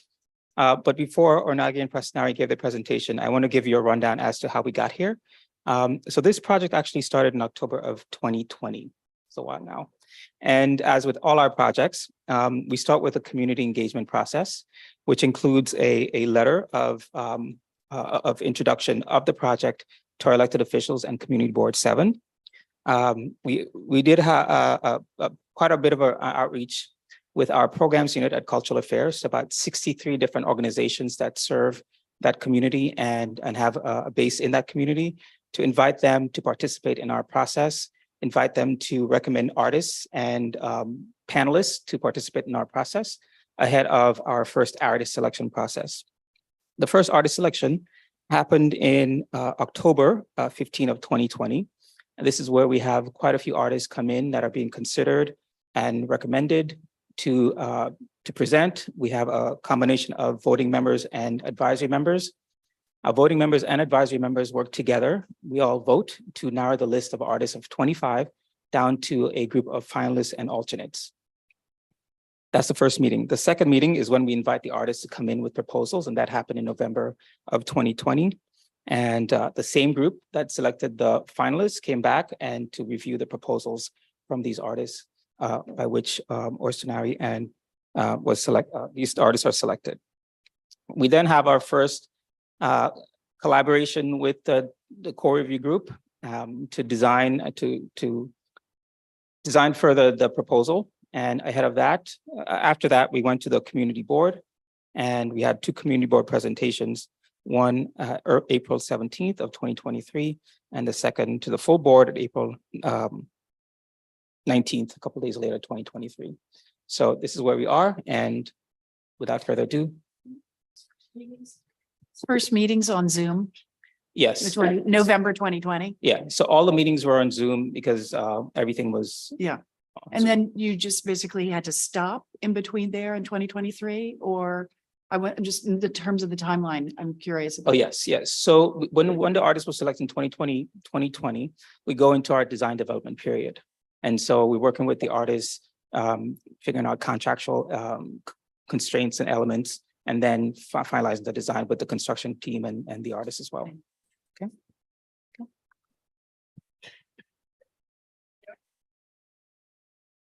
Our presenters are on Zoom. I've given you remote control. Thank you. Yeah, we can hear you, so go ahead. Thank you. Good morning to all. We are Ornagi and Pestinari, an Italian artist duo with an architecture and industrial design background. Our research has a strong conceptual component. Working as a couple means we can create works within a process of continuous dialogue and sharing. In fact, the final form of the work is always the result of a dialogue between us, a dialogue with the space, a dialogue with the soul and the history of the host place, the search for a dialogue with the public. We put together different figurative references taken from the history of the specific site, but also from the history of design, art, and architecture. We would like to begin the presentation by introducing 2 previous work. The remote control. It says it's waiting for you to control your screen. You have to click OK. There you go. Okay. Thank you. Philemon and Bosses is a permanent work that was commissioned for the public park of a new district of Milan. So it's a site-specific work. We were interested in creating a dialogue with the new 3 skyscraper in the center of the area. It's a dialogue between old and new. We imagine to embrace it column looking at the new architecture. The hug became an invitation to hospitality and welcomes in the new area of the city, as the Greek myth mentioned in the title also underlined. The title of this work is Abito, an Italian word that means both shoot, habits, and the place I live in, the workwear as part of one's identity. We are interested in the idea of dress as an artifact that everyone wears every day and all day. It's an identity that we can choose. We duplicate our overall with a similar handmade one in wool and embroidery. The project costume is located in 5 different locations of the bus terminal in Brooklyn. Each sculpture is made of a series of concrete blocks with shapes influenced by the sewing pattern of costume. Each costume represents the multicultural identity of the neighborhood. The restored site in Brooklyn has different places, as you can see on the map. So we have designed 5 art pieces to create a route inside the areas, as invite people who live and work there to walk around and discover the narrative of every sculpture. Our proposal for the Bush Terminal campus is about dialogue and sharing. In particular, we are interested in reflecting on the dialogue between different cultural identities. We were inspired by references from the past, the present, and the future of the area. Bush Terminal was a warehouse located near a port. In particular, was one of the first American examples of a completely integrated manufacturing and warehousing facility, served by both rail and water transportation under unified management. A strong immigration has always characterized Old Sunset Park. It's the tradition to Sunset Park neighborhood to welcome immigrants. It's the founding of this neighborhood to have different generations of people of different parts of the world working and living together. By the 21st century, the neighborhood's population is primarily composed of Hispanic and Chinese immigrants, and there remain vestiges of Scandinavian, Irish, and Italian communities. We were fascinated by how Sunset Park different ethnic groups on one hand and integrating, contaminating their culture, and on the other hand, they feel the need to perform in annual parades with national costume to highlight their roots. An integrated warehouse with a port discard and a railway line and a multi-ethnic neighborhood are places of strong exchange for both products and culture. The sculptures are also evoking the possible future of the area, which will be characterized by garment manufacturing. We started from the idea of breaking down the different national costumes to put them in dialogue with each other. We started with the sewing patterns that are the basis of each costume. We have created a series of modules from all the sewing patterns. Through the modules, we will generate abstract construction in balance. These are the first sketches we start from. The various pieces integrate with each other, generating unitary construction. The sculptures are deliberately abstract because we are interested in shapes that can stimulate the imagination and suggest a polysemic openness. We want to suggest the idea of the human being remain generic without talking about gender or specific nationalities, not being too illustrative and didactic so as not to exclude but to be most inclusive as possible. We thought of relating the concept of cultural identity with that of individual identity through fingerprints. We are interested in highlighting man's primitive needs to leave a testimony of his own passage. On a technical level, we like the idea that in sculpture there is the integration of the hand of the artist and the craftsman. Here, there are 2 examples of past work where fingerprints appear. We imagine that fingerprints on plasticine can be reported as a texture in some part of the sculpture. We imagine a series of workshops with children as part of our educational practice.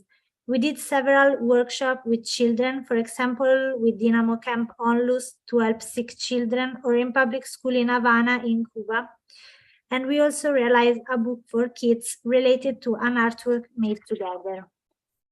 The project wants to engage the community around the sculpture's theme through workshop with children of the local public school. For example, each child can leave their own individual mark on the plasticine we will use to generate the sculpture's texture, or we can study a kids' activity book on the theme of identity and how to create a balance with different modules. There are many public schools in the area. This is our proposal, using pigmented concretes and a golden metallic line. The golden line joins all the pieces, putting them in a dialogue and create unity. The shape of the dashed line is inspired by sartorial stitching. Pigmenting concrete is largely used in contemporary architecture and outdoor design. The pigment is added to the cement during mixing, so it's resistant over time.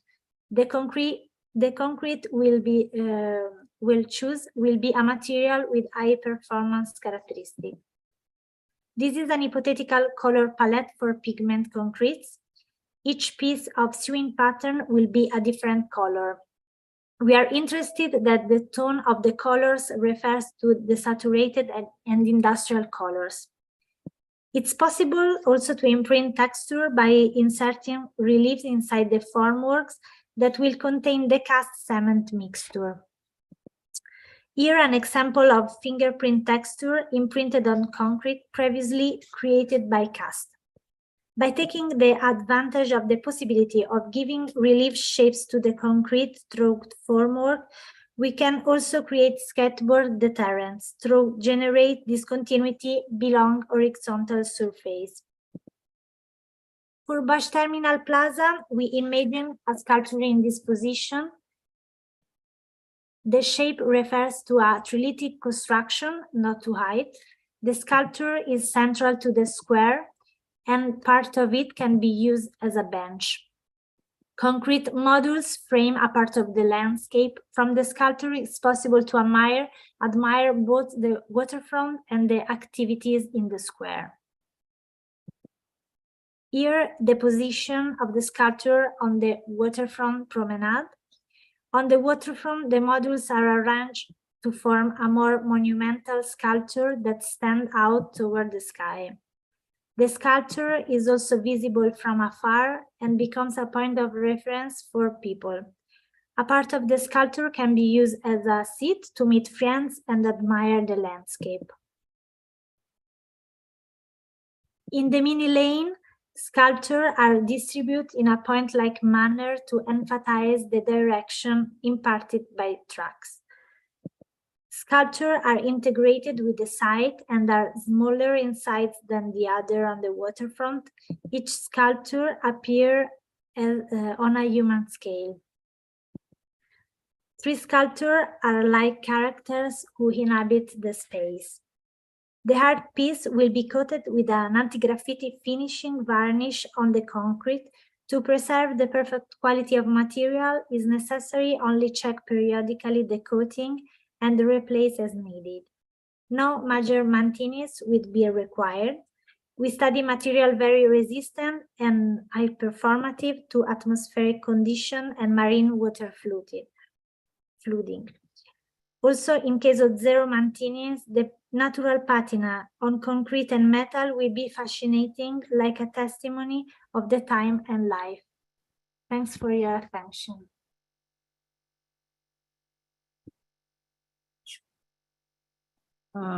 Has anyone signed up to testify? No? Is there anybody in person to testify? Seeing no hands. Rebecca confirming there's nobody to testify?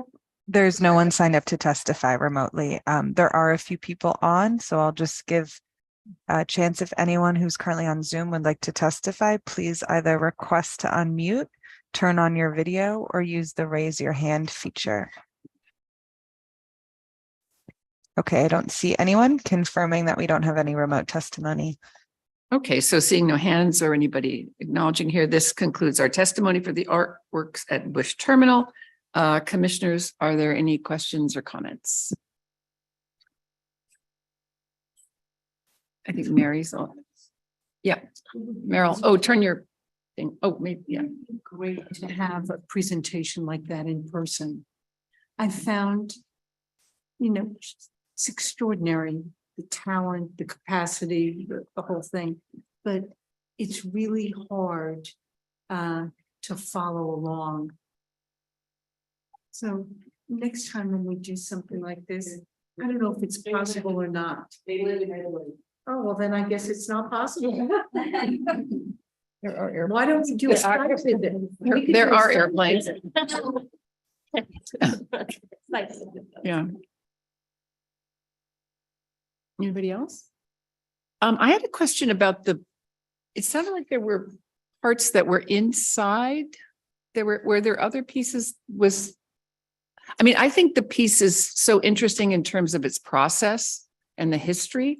And so I was curious if you, and I thought your drawings were really beautiful.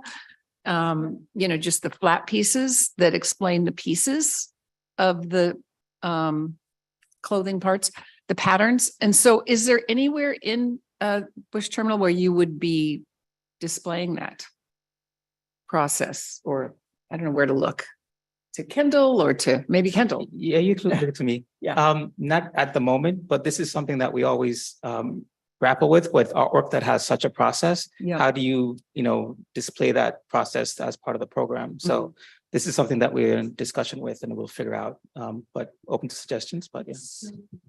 So, yeah, it's so beautiful, those flat pieces.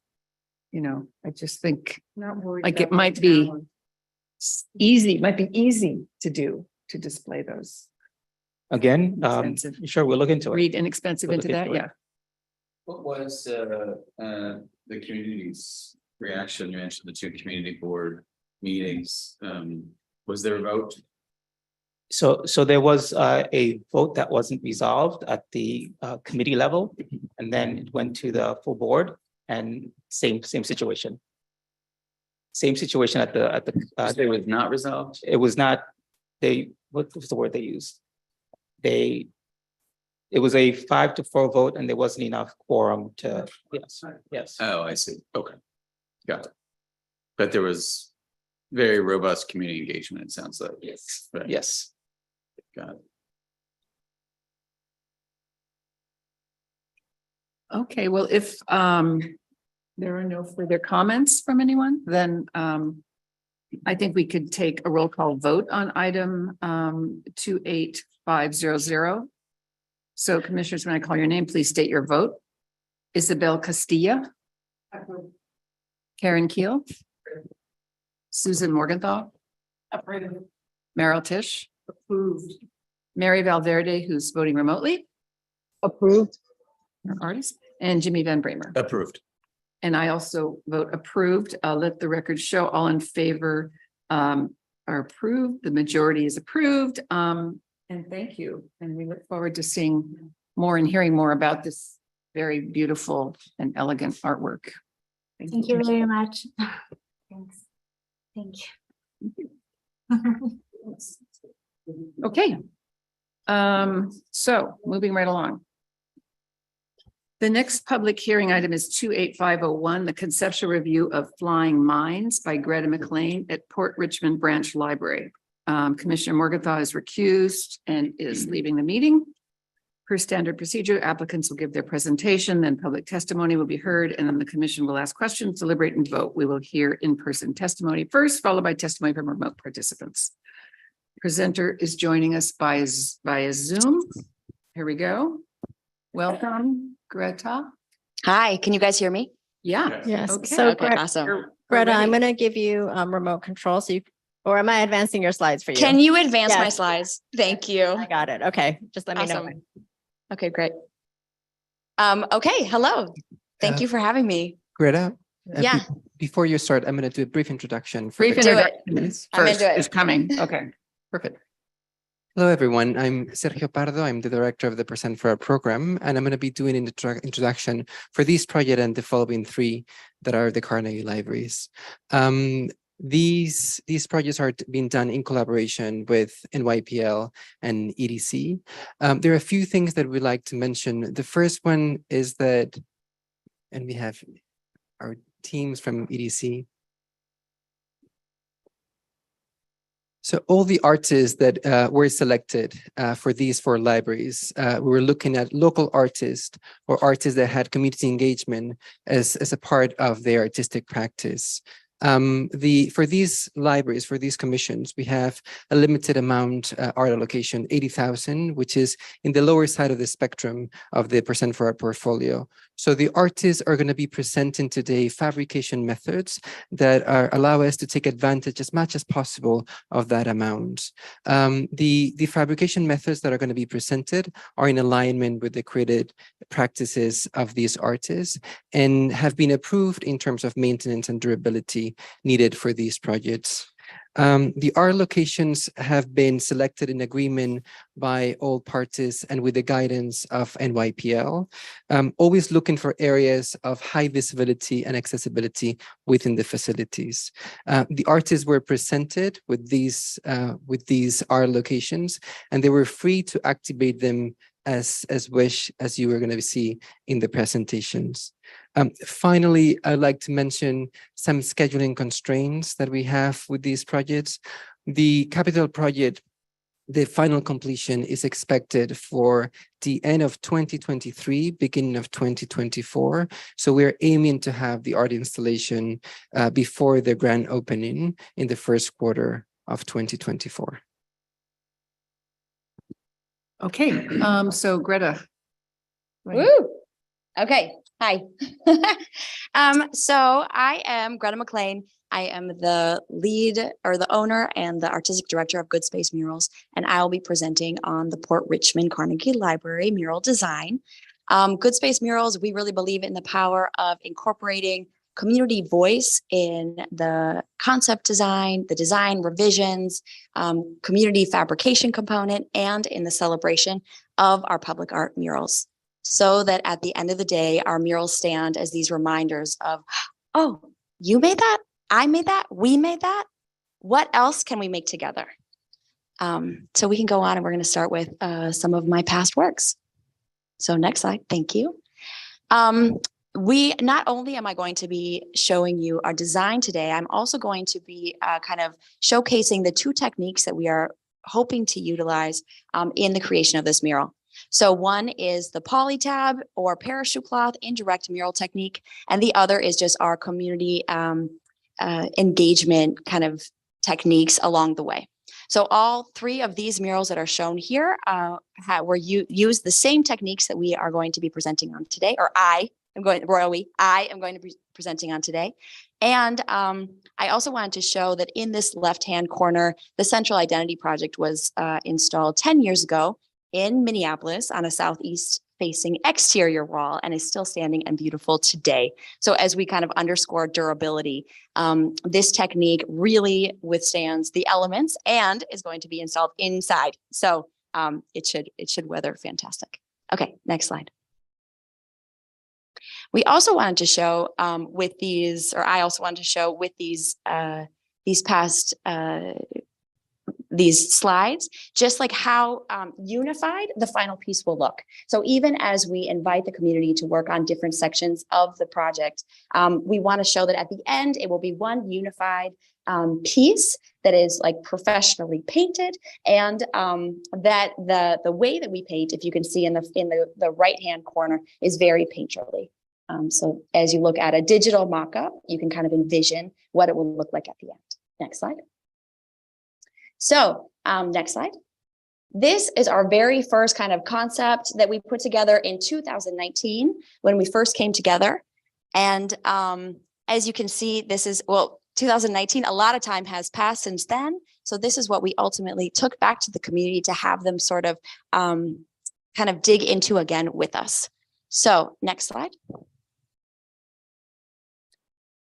So we are going to be working in, oh my gosh, in Port Richmond. I'm having a phone call come in right now, you guys. Which is on Staten Island. Next slide. And here is our art wall location. So it's going to be right in the main reading room. You can see where it's going to be located, kind of making the space feel really big. Next slide. So our community engagement. Good Space Murals, like I said, we involve the community from start to finish when possible. Next slide. And we do this through these different phases. The first one is concept development, community enhanced design, community engaged fabrication, studio painting, where we pull it all back into the studio. So the community engaged fabrications are paint parties. Then we take it back and then we put it up and we install it and celebrate with the community. So let's go to the next slide. This was phase one, where that first design came from. We actually took a trip to Staten Island. We hung out in Port Richmond and got a feel of what can this mural do? What does Port Richmond feel like? And specifically this library, how does it serve and interact with its community, and who are its community partners that also should be pulled into this conversation? So again, that was done in 2019, and that's where that first design came from. Next slide. When we started conversations again, when fabrication was, or when like the library was back in process, back in fabrication, back in construction, we were like, we need to revamp this design and come back into community, remind folks that this project is happening, and maybe use it as a tool when working with the library to reconnect with those organizations that are so served by this library. Right? The library now has been closed for a long time because of COVID and also construction. So next slide. I met with the lead librarian and we put together this whole kind of, this whole week of events where we took the original design out into the community, out into PS20, into classrooms, to senior centers, walked it around the neighborhood and use it as an opportunity for folks to weigh in, next slide, on the design, but also remember that the library is here and that they can be kind of, that it's coming, that it's going to open again. So we worked with fifth graders for them to kind of weigh in 1 to 5. Do you like the design? 1 to 5. Do you like the colors? 1 to 5. Do you feel like you're represented in this mural? And then also we took it to the Anderson Senior Center, took a lot of photos of the seniors and said, hey, would you mind being inspirations, not specifically painted, but inspirations for the design? And then also got their feedback. Next. And then again, we hung out with a lot of fifth graders. This is PS20. Here I am with Peter, the head librarian. And we talked to these guys about the role of the library, that the library is coming, and invited them to be part of ideating what this mural will be. And we got them all library cards. So that was really fun. And now what the design is looking like came from those conversations. Once it is approved, we will go into phase 3, which is community engaged fabrication. So using the polytab technique, we can actually fragment the whole mural into these different panels and make a giant paint by number and invite the community to paint all together and put down the base coat of the mural as a big paint by number. So we would love to do this in the summer or early fall of 2023 with those communities that we engage with in February. Next slide. Obviously, those will be very community painted. So then we'll take those back to our studio and kind of love them up, paint those portraits, make them like juicy and painterly, bring the whole piece together. And then next slide, that's phase 4. Phase 5, bring it back to the wall and install it in the actual library like giant hand-painted permanent wallpaper. When it's installed, it is installed in these different panels, and there is an overpainting technique or an overpainting portion of the process that happens on site, where we make the whole piece kind of feel like it was created right on site. We cover up all of the seams and then we seal it with a heavy duty clear coat. Next. And then we celebrate. So our dream for this piece, and that we kind of were envisioning with the librarians as well, is what would it feel like for the grand opening of the library to have folks that were part of those conversations in the classrooms or in the senior center and those paint parties to be able to come into the library, not only see this beautiful facelift for the Port Richmond Library, but also see a mural that they were part of making, and how that can underscore this feeling of this is our space. This library is for us. This is our community and in our neighborhood. Next. So next steps, you heard about this. Next slide. So here's the artwork. So the main idea, what does a library do? How can we embed the physical space of a library with images that encourage us to dream, fly, learn, and build together? And what does that look like specifically in Port Richmond? Next slide. So this is our updated sketch. Next slide. And this design includes kind of Art Nouveau designs that represent the water and the port. There are people flying on monarch butterfly wings, which kind of introduces that idea of whimsy, of stories, imagination, the magic of a library, and that it's for everyone, and adults included. And that there are people reading and sharing stories and knowledge, workers building a new framework that represents the immigrant story, and that we are constructing a new future, working together for the greater good and getting a new start. Again, those monarch butterflies fly through the whole piece, representing transformation, growth, also migrations and immigrations, and sustainable systems of support like the library. And then we have pieces that are very specifically Port Richmond, the Bayonne Bridge, buildings from Port Richmond, et cetera, that will make it feel like it's from this place. This is our library. Next. So there's 3 panels and they're each little vignettes. Next. Again, representing all of the different people and phases that we hope to include in this. Next. So this is what it will feel like and look like in the space. And again, it will be very painterly. Meryl has a question. I'm sorry. First of all, this is a fantastic presentation. I'm just curious. Yeah. I know a little bit about the libraries, and I know particularly about this library. How are you clear that this is representative of the community and the users of the library? I see a lot of young children. I don't see a lot of youth, and I don't see a lot of young adults. And so I'm just curious how you're just checking your representation. Just fantastic. It is such an important library for that community. It really is. And I know they are trying to draw in young adults for very particular reasons. And so I'm just curious. Fantastic. So if you saw on one of the slides, the earlier slide, we worked with Andrew, who is their specific youth and teen librarian. And in this one, we have a teen located in the back, actually the 3rd panel. But we are workshopping this with Peter and those neighborhood organizations that we've been working with, the church that's next door, the school across the street. And yes, if you think that there needs to be more youth, we can talk about that too, and more teens. But it's through those conversations that this design has come to this phase. I think it's fantastic. I think you're fantastic. I just want to make sure I love it. that your net is wide enough, because if you're making a focus on being representative, there will be parts of the community that will come in and say, no one asked me, I wasn't included. It's hard to get everyone, but libraries have become such important youth centers now. Not so much K through nursery through 3 or 4, but underserved populations of kids in middle schools and high schools that they want to draw back. And I know the public schools across the street, but that is not the entire community. I just know a little bit about, I built a couple of schools there, so I know the community fairly well.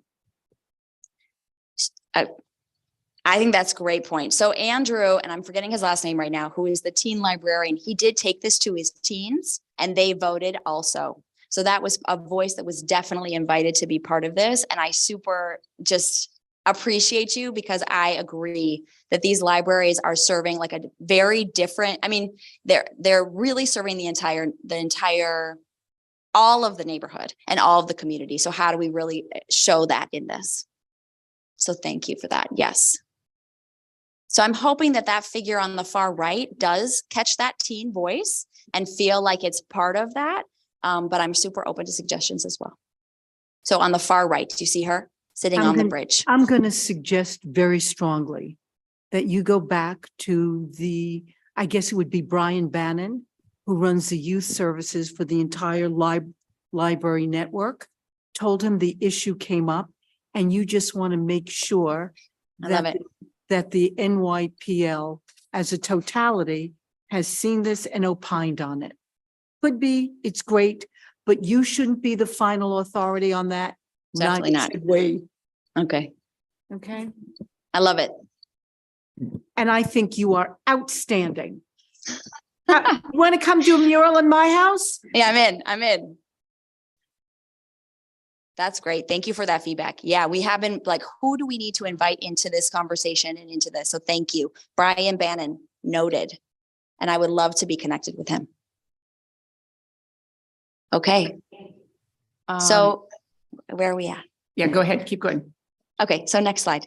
So I just wanted to talk a little bit more about the fabrication. We are using the PolyTab mural technique. I don't know if you guys are familiar with that. And the idea is going to be that these panels are installed directly onto dye bond panels, which will have already be hung in the space. So the reason that we're doing it like this so that the community painting actually gets to live and breathe in the space, and that there's that hand painterliness that is invited into this beautiful new library setting. So next. So again, here's some material specs that you have access to. We're using NovaColor, a NovaColor gel as to adhere it, but also to paint it. Next. And then this is the layout, because it will be laid out on these dye bond panels. And I wanted just to show and ensure you that there won't be any seams through faces, like through the middle of faces. So we have been working closely together in the layout. Next. And you can see it next, kind of pulled. This is where the sheets of the dye bond will be. They will be behind it. The only thing you'll see in front is there will be a seam in the work, but it will be slight and it won't affect the painting. Next. Or how your eye travels forward. Next. And this is how you can see it next, pulled apart and the different vignettes. Next. So each of these panels, we'll split them. There'll be about 2 panels that will go to the community paint parties in each of those. And then I wanted to show you a little bit what a PolyTab mural install looks like. Again, they're put up piece by piece. It's kind of like vinyl, but not like vinyl because it's a permanent installation. There is a seam that shows after it's done, and that's why we come in and overpaint and seal it so that at the end of the day, it really reads as if it was installed directly on site. Next. And that's what we got. Got some lighting and the plaque. And I'm really open and would love some more comments and feedback from y'all. Thank you so much. Okay, thank you, Greta. So I'm wondering if we will hear, if we have any, has anyone signed up to testify here today? No. Seeing nobody in person, Rebecca, has anybody signed up to testify remotely? No one is signed up. There are a couple people on Zoom. Please raise your hand, use the raise your hand feature, or turn on video if you would like to testify. I think we're all set. No remote testimony. Okay, great. And commissioners, any comments, questions? Isabel?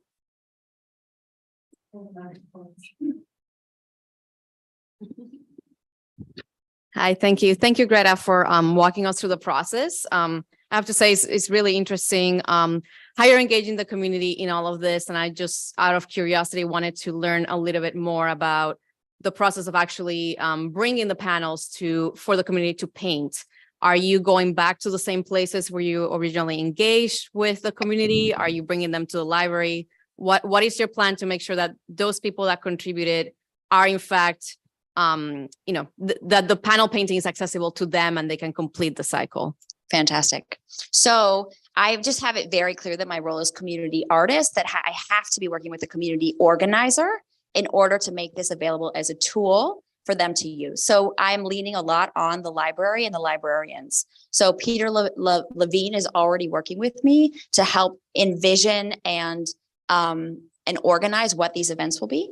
And then we will work together to make flyers that he will then be bringing to those points of contact. For example, the art teacher, Tracy, at PS 20, and all of the different teachers that we worked with at PS 69 or 68.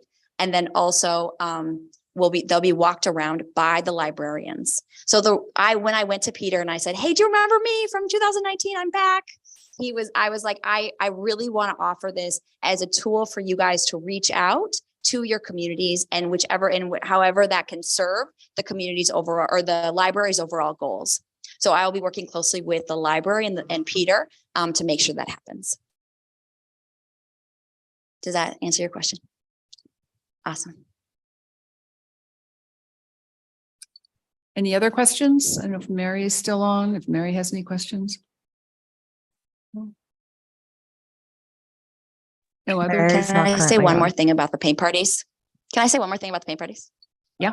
So already we were like, okay, well, our timeline is this, and we're going to do it maybe, right, in August, and we're going to do it in Veterans Park. And we workshopped that already with the art teacher at PS20. And she was like, can you do it during the school year? So we're already responding like, yeah, I think we can. Maybe we can do it in September. So we really do also want to figure out how to make it as accessible as possible. We went to the church next door and said, hey, you have this amazing space in your basement. Maybe we can also do it. A paint party for your community specifically so that everyone really feels like they're invited in. So. Okay, Jimmy. Thank you very much. This is a really fun presentation, and I agree with Meryl that you're pretty terrific. As someone who used to work for the public library system, you've got a lot of library people in this room who love libraries. It sounds like you're engaging the staff and the library workers a great deal, but I hope they'll also be engaged in the painting and the process because they're the folks who are going to be working in that building and living with this creation more than anyone. And so I just encourage you to include all of the library workers, librarians, clerks, right, custodial staff, everybody who's got a hand in making that building work for the people in that community. They are so invested, and so I think they'd be incredibly proud to be a part of the creation of it. Yes. So I just want to say, just as a little story aside, that I told Peter, again, the head librarian of Port Richmond, that I was doing this and that I was nervous, and he's been texting me like, you got it, I'm here, yay. So I really hope that they paint too and bring their families and can really feel the magic of what they do. My dream job when I was a kid was to be a librarian. So I'm doing something else, but I'm really a big fan as well. Okay, we all good? Okay, great. So thank you so much, Greta. And I guess we will now, I'm going to say that due to a lack of quorum, we're unable to vote on the project. Doesn't mean we're going to hold this up at all. However, we have a recommendation for consent, and this project will be calendared for consent at the June 20th, 2023 meeting. So thank you so much for presenting today. And I would just add that I also second the note about the youth population, having worked on public libraries in this city, and that middle school, high school is a really critical group, and that I hope that they are well represented in who they are as to who they are in the world. Go into executive session for a few minutes. I have something to tell you. How would we do that? We are live right now, so we're unable to switch back. But if you would desire a condition of approval, it's not being voted on today. We just have to ensure that we keep moving. Okay. Más tarde, later. Okay. All right, great. All right. Well, I think that will take us to the next project then, if we are there. Is that right? Guys, let the record show that we're going to table, right? And not table, but we're unable to vote. Sorry, yeah, we're not tabling. We're just lacking quorum. So there's a recommendation of consent for the next project. Noted all the conditions discussed about youth participation. Okay. Great, thanks. Thanks, everyone. Thank you. Okay, so the last and final public hearing item is 28504, the conceptual review of Language to Dream by Diana Schmertz, 125th Street Branch Library. Hold on 1 minute. Oh, timeout.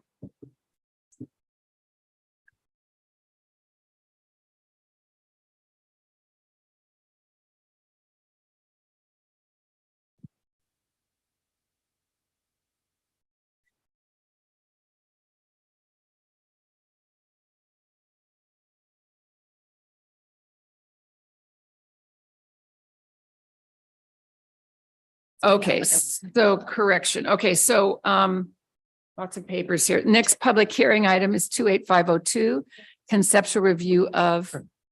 We just wanted to have a rowboat in the room, and now there is. And in the world through which I travel, I endlessly create myself by David Rios, Hunts Point Branch Library. For standard procedure, the applicant will give their presentation, then public testimony will be heard, and then the commission will ask questions, deliberate, and vote. We will hear in-person testimony first, followed by testimony from remote participants. Okay, we're ready to go. Hello, welcome. Thank you. Thank you for having me this morning. Once again, my name is David Rios Ferreira. I'm here to talk about my project proposal for the New York Public Library Hunts Point Branch. So just very quickly to talk about previous work, I primarily work in drawing, and that consists of a number of things, accumulation of images from 18th century etchings to political cartoons to children's coloring books, often taking the form of works on paper or paintings. And the idea is that in that process and in my practice, I'm reflecting on the idea of how history and relationships have impact on our lives.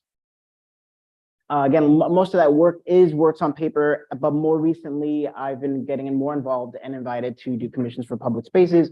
The top image is a piece I did for the Brook Arts Media, a part of their cafe mural program. That was back in 2019. And most recently, as in like a couple of months ago, we opened up a commission I had with Spence Chapin Family Services, which is an adoption agency, incidentally, where I adopted my child. And so this opened not but a couple of months ago. And so this is how you can start to see how the accumulation of lines and imagery, such as whether it's the collage foundation, the collage imagery, or the drawing elements come together in a more larger public space. So as I mentioned from the other sites, we're talking today about Hunts Point, which is on the corner of Tiffany and Southern Boulevard in the South Bronx. Incidentally, just a few blocks away from Bronxchester Housing, where I grew up, spent my early childhood. So this is actually a library that my sisters, I wasn't old enough yet, my brothers and sisters would have attended.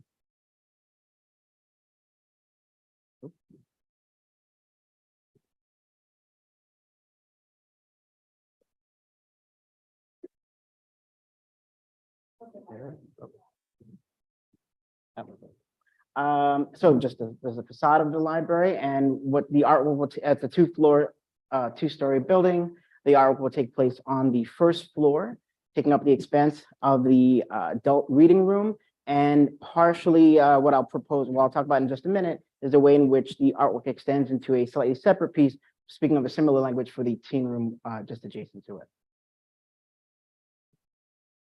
So this is the panel proposal, which is essentially a sketch for what I'll go deeper into in just a moment. The intention was to take advantage of that expansive area of the adult reading room, creating, leaning on the language of landscape, and creating an artwork that both extends into the teen room, but the teen room having a distinct artwork of their own, but speaking a very similar language. Moving on to the conceptual design, I'm proposing essentially a work in two parts. There's the panoramic mural that will exist in the adult reading room, which is called We Just Wanted to Have a Rowboat in the Room, and now there is. And then adjacent to that in the teen room, in the world through which I travel, I endlessly create myself.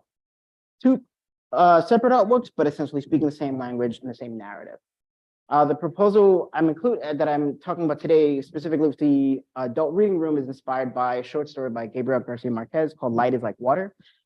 Very briefly, because even though it's a short story, the idea was the story is of two little boys who were growing up in a very urban space, specifically in Madrid. They're immigrants that moved to Madrid, and their dream of rowing and sailing, and that was just not to be. So their parents eventually gave them a rowboat, and in a magical realist form, they break a light bulb that spills the room, flooding it with light as if like water spilling into the streets.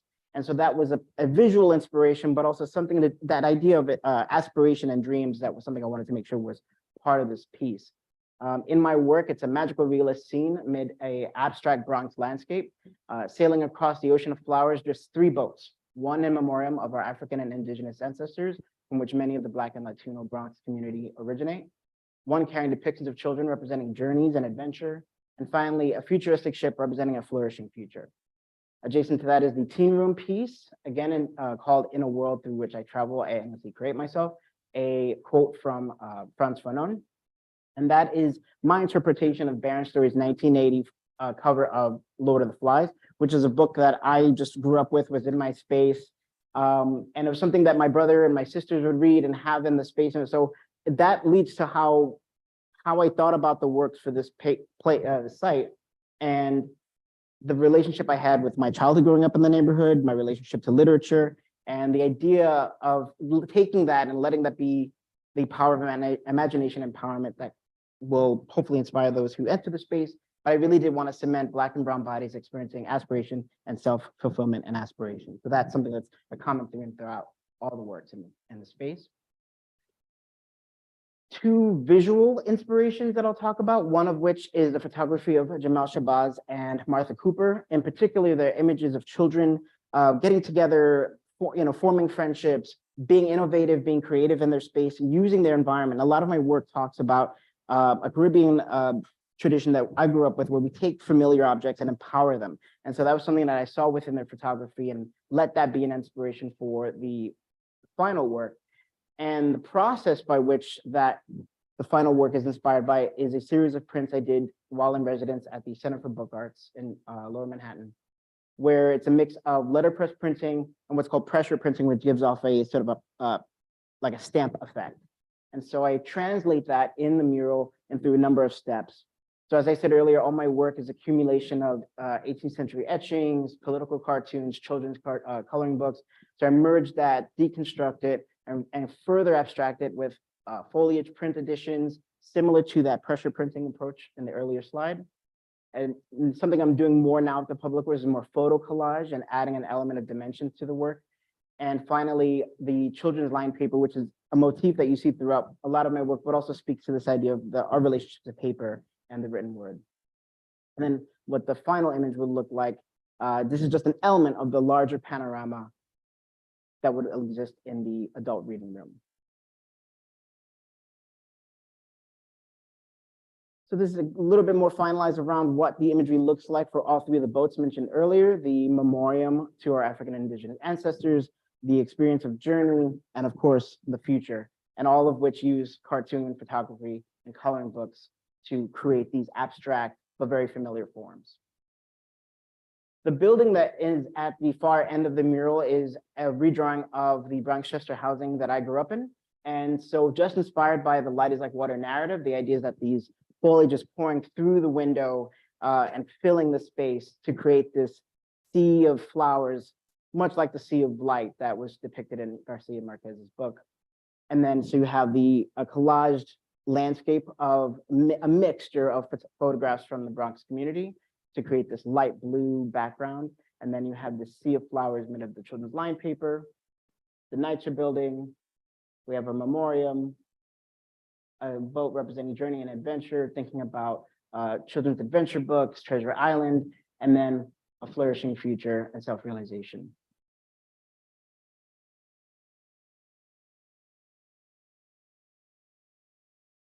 So again, the teen room was inspired by this particular cover that I just was living with for a lot of my childhood.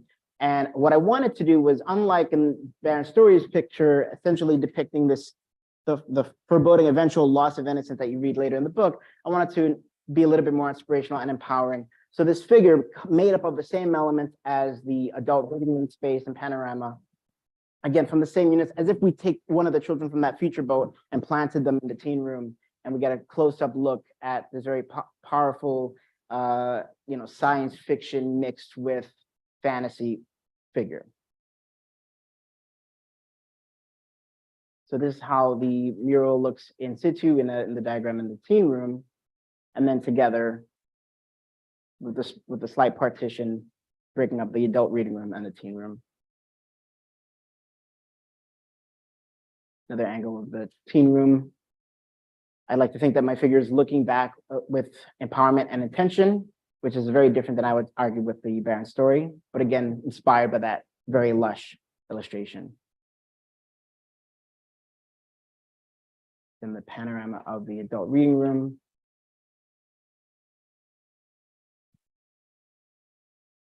And essentially, this is a view of what you would see when you walk in the door. So the signage right now, the idea is to have both in English and Spanish for both spaces, so that there's essentially, it's again, two separate works.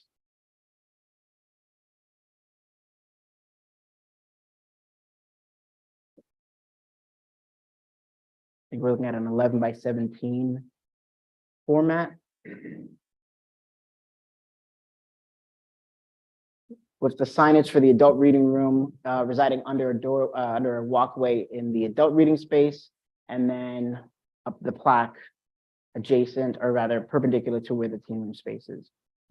This artwork will be fabricated through a dye sublimation process with aluminum panels, where the artwork will be essentially caked onto the surface by our colleagues at Alto Aluminum. And so these are actually, I think these are really good examples of how the final artwork will look with these, these panels coming together to form the final image.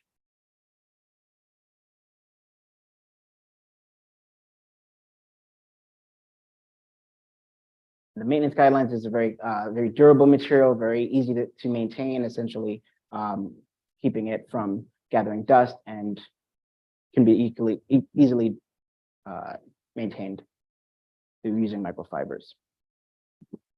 So thank you so much for giving me the time. I appreciate your time today. And if you have any questions, I'm open. Thank you. Great.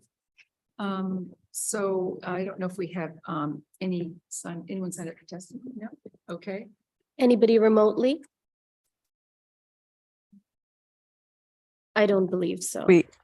Yeah, we currently don't have anyone logged on remote. Okay, great. Okay, so are there any questions from the commissioners? Comments, questions? No? I just think it's as good as the first presentation was, this is stunning. And I just wish the panels could share a little bit more about your inspiration, right? Because your storyline, your process, the things that you're trying to show here, it's so beautiful. And you do it so incredibly well. This presentation makes me want to go to that library when it's done to see it. It's really stunning and very powerful. Right, the work was a very powerful piece. I'm thrilled for the time. It's so exciting. Thank you. Thank you so So much. when you, sorry, go ahead. I was just going to ask, when you say panels, do you mean the explanatory text that? Yeah. Not the panels themselves, Right. but the.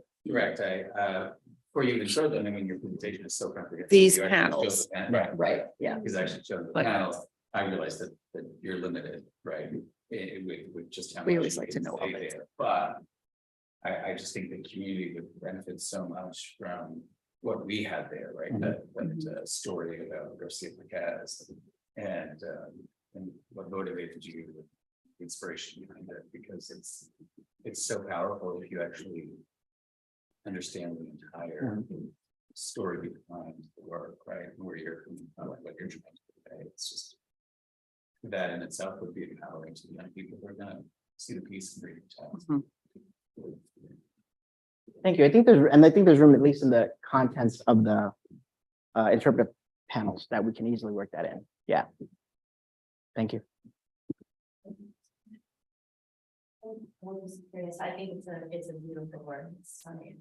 But given the Supreme Court's recent decision with Andy Warhol and the Prince photograph and one artist morphing another artist's work to display, are you concerned at all that the original artist, the Lord of the Flies cover, could feel that you have anything on his copyright? I mean, no, because I mean, at least with the illustration, like, while I might pull from different sources, none of the sources from that cover made it into that final work. And there's nothing that I would say, I don't know. It's hard to say, because I don't believe that he would have really a case, because I'm not saying that composition, for instance, is not unique to his cover. There are many covers I could probably pull, especially in the comic book world. Actually, there was a lot of comic book covers that came out shortly after that, that would just pull and be inspired by that image. But I think there's a lot of evidence where that particular kind of composition of a, you know, a headpiece, you know, for instance, would be hard to argue that it's strictly his image. Isabel? I have a comment and a question. First of all, I love it. It's great. And as a Latina myself, I see all these snippets of flowers and all of these different imagery that reminds me of home, of Puerto Rico. And I think there's a lot embedded in it. And I'm sure there's many other references, but you know, I see it and I see myself. I think it's a beautiful piece of work. I did have a question about the architectural placement of the pieces. As I see, they're all kind of half hanging off the doorways. And I just was curious if that was on purpose, if you were trying to create some sort of balance question there, or if this just simply just how you develop the artwork just laid out that way against the architecture of the building. I thought there was, thank you for that question. I thought that was, it was interesting to play with the way in which the art would intersect with the archways. I love when, I mean, I'm big on drawing, but I love when drawing and painting sort of intersect with sculpture and take up space. So I definitely wanted them to feel part of the space. So as opposed to seeming like stickers on a wall, if you will. And the other piece to this was I wanted the boats as large as possible while still maintaining that sea landscape that I was attempting. So part of that meant where some of the boats would end up intersecting with some of the architecture.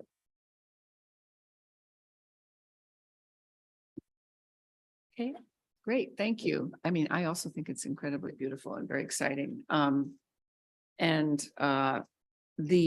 I think also because just on the comment about the interpretive text or the explanatory text, that maybe because it's in a library, people have a little more time and they could read, not like they're on a sidewalk, they might have a little more time to kind of sit there because they're in the space, they're looking to have more explanation. So maybe that's a reason why we might give more text, because we'd like to see that, or I would anyway, and others here. So thank you so much. And I think it's an elegant and beautiful project, which I also look forward to seeing. And due to lack of quorum, we're unable to vote on the project. However, we have recommended it for consent. And this project will be calendared for consent in June 20th in the 2023 meeting. So wonderful. It's great. Thank you so much for being here. Thank you. Thank you. I got it. Oh. Thank you so much. I'm like, do you want the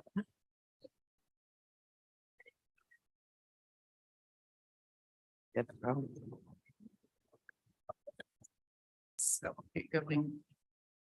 The next and last final project that we're hearing today is 28504, the conceptual review of language to dream by Diana Schwartz, 125th Street Branch Library. So while you're getting set up, right, there we are.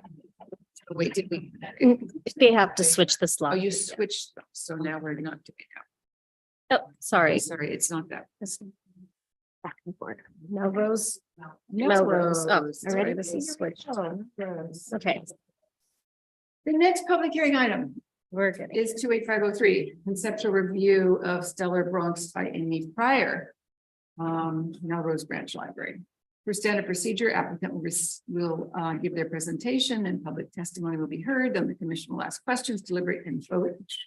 And we'll do here in-person testimony here and followed by testimony from remote participants. We welcome your presentation. Hi, everyone. Thank you for allowing me to present my proposal. I'm Amy Pryor. I'm an artist living and working in the Bronx. And a lot of my practice is based on combining landscape abstraction with data. And you'll see that in some of my previous work. So the library is located in the Melrose neighborhood in the South Bronx at 910 Morris Avenue and 161st near the Hall of Justice. And the artwork will be located in the welcome area, which is just through the lobby entrance doors. This is a large mural size work that's about 20 feet long. That's based on the US GDP from 1980 to 2010. It was commissioned by the Bronx Museum of Art to commemorate the 30th anniversary of Oh, sorry. Yes. Shall I go back? Sorry. Anyways, it was commissioned for the 30th anniversary of their AIM program. And along this timeline from left to right, I included cultural and historical events that rain down. I collected barcodes to create the timeline. It's color coded to reflect the party of the president-elect. And below it's installed at the Yale School of Management, so you can get a sense of scale. And this work is based on, this is at 138th and Grand Concourse. It's based on daylight clocks that I created, a pie chart, basically 24-hour pie chart of the 4 seasons as viewed from the Bronx. So it depicts the shifting hours of daylight and darkness. And overlaid onto that are the constellations that are also visible from the Bronx. And on the platforms, there are 4 circular mosaics that are also one for each of the 4 seasons. This one is spring equinox. So the artwork will be located in the entryway and will fill the entire west wall of the area. And you can see the scale here. So it's a site-specific mural that celebrates the diversity and vibrancy of the Bronx. It blends data collection, mapping, and landscape into visualization of 16 decades of Bronx history. The artwork is organized around a bar graph of the population of the Bronx from 1860 to 2020. I use county records, US Census Bureau data to get those population numbers, and then other information as it pertains to nationalities, ethnicities, immigrants that moved to the Bronx.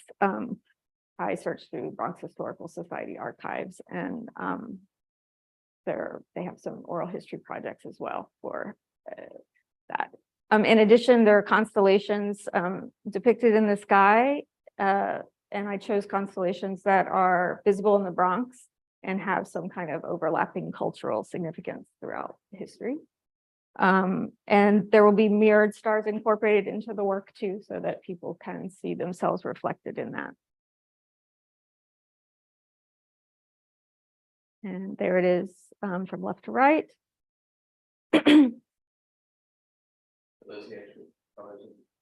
So those would be the colors of the bars, and they're derived from, I'll talk a little bit how I got to that. So the first step was mapping or graphing the population data within the scale of the space of the wall to fit those dimensions. And so I plotted those points along. And the first official census is 1870, but there was a census before Bronx was the Bronx in 1860. And so that's included in the timeline. Bronx County records. Again, I went there to try to address the, people that aren't included in the census. The Bronx has a high immigrant population, historically 30%. And those are the people least likely to probably take a census, or to fill out a census. So I was interested in oral histories and origins and that kind of thing. So in order to get the colors for the bar graph, I made charts of all the country flags based on largely a book, the US Census data, but there's a book called that's part of the Urban series by Evelyn Gonzalez that is about the Bronx history and details decade by decade the economic and historical population shifts throughout the Bronx. And so based on that information and sort of trying to collate as best I could, I made a list of all the countries that could be included and graphing out the flag colors, the country colors, to sort of see those commonalities. And then using that data further, mapping that along each sort of section is a decade, which is what the census is telling us.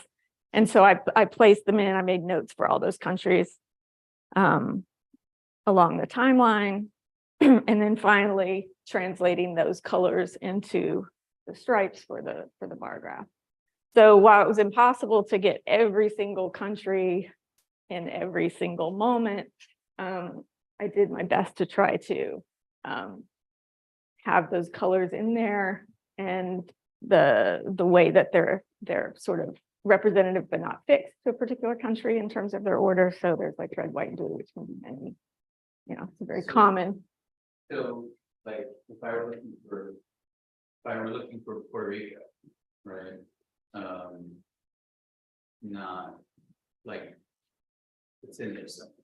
Right, there's no way to really distinguish, like, if you're like, oh, I'm Puerto Rican, my flag is red, white, and blue. There is no Puerto Rican flag per se in there, but there are plenty of red, white, and blue stripes, which could also be Dominican Republic, France, England. Yeah. So there it is in the digital rendering. And then the next step was figuring out the constellations and putting those along the timelines. And I continued to sort of take from country flag colors while not identifying one particular country, you know, naming it as such, attempting to have those colors in there. And so there it is, sort of fully rendered with the stripes and the population graph and the constellations. So the materials for this will be mosaic, glass mosaic. And this is an image of how the stars are made within that mosaic. This mosaic is usually just the broken small t, but I worked with the fabricator to water jet the star. Yeah, no problem. I think this is terrific, and I apologize. No problem. I mean, no disrespect. Thank you. Thank you.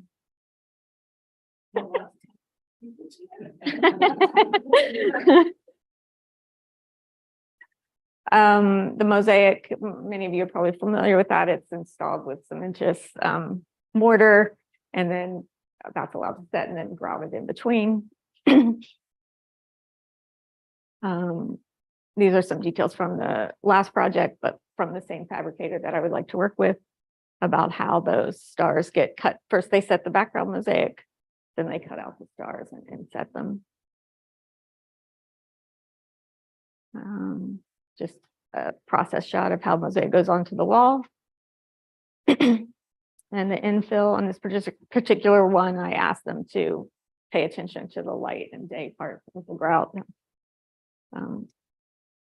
So for the details of dates and population numbers, which will be included in the artwork, those will be etched into the glass. On the right is that process, so they can engrave that, photo engrave it, or water jet, and then infill with glass pigments, and then that gets fired, so it's adhered to the glass. And I've indicated across here where I would like the mirrored stars to be, if you look for the googly eyes. And I was thinking about height, varying height, so the heights of a toddler, you know, so that hopefully everybody could comfortably see their reflection. The text for the signage will be both in English and Spanish, and on UV dye bond, UV printed on dye bond, and will be located adjacent to the mural. Maintenance is very easy, just cleaning with water and a soft cloth. So happy to answer any questions. Great, thank you. So is there any public testimony either here or online? No? Okay, so great. Anybody here have comments? I would like to say it's a very beautiful artwork and extremely interesting process.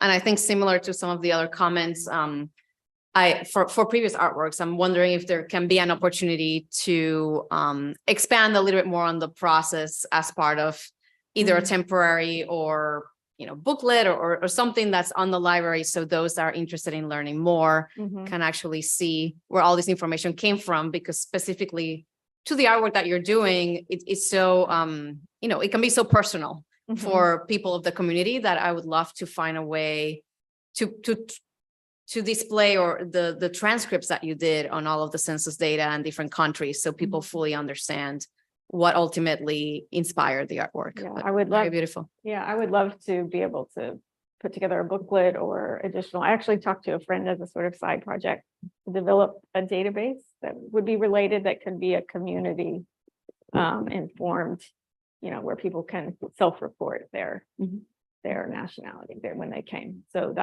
that's a sort of side project, but it would sort of fill in the gaps for, Maybe- the census is inherently flawed. It's only a generalization. So I mean, I don't know if maybe like a QR code that's included on the plaque that then leads to a website that allows people to leave their data, but also displays the way you collected the data could be an yeah, opportunity. that's a great idea.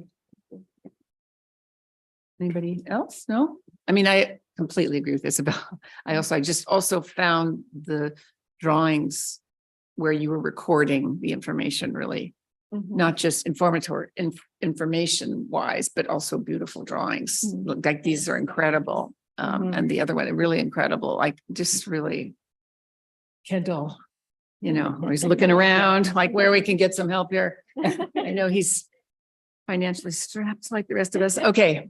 But anyway, really beautiful. And I look forward to seeing it. Yeah. Fantastic. Yeah, I mean, I don't know if it's right place to talk about it, but I'd be happy to donate those to the library for. Oh, there you go. Okay, now you got it. Yeah. Okay, so I think there's a lot of enthusiasm here. Due to lack of quorum, just happens to be today, we're unable to vote on the project. However, we'll have recommendation for consent on the project calendar for consent on June 20th, 2023. So I think we're all super excited about it. And thank you so much for coming. Yep. Great.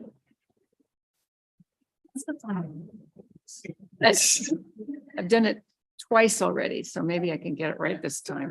It's not the next page. I promise this. No, I know. I can turn the page. She thinks I can't turn the page. Okay. Are we good, Grace? Okay, so now again, the last and final public hearing. Item is 28504, conceptual review of language for dreams by Diana Schmertz. So finally, we get to see 125th Street Branch Library. So again, per standard procedure, applicant will give their presentation, then public testimony will be heard, and then the commission will ask questions, deliberate and vote. We'll hear in-person testimony if we have some, followed by testimony from remote participants. Fifth. So this is number 5 and great. Okay, we look forward. Diana. Hi, I'm Diana Schmertz. Thank you for being here to look at my proposal. It's for the 125th Street Library. This is going to start with my previous work.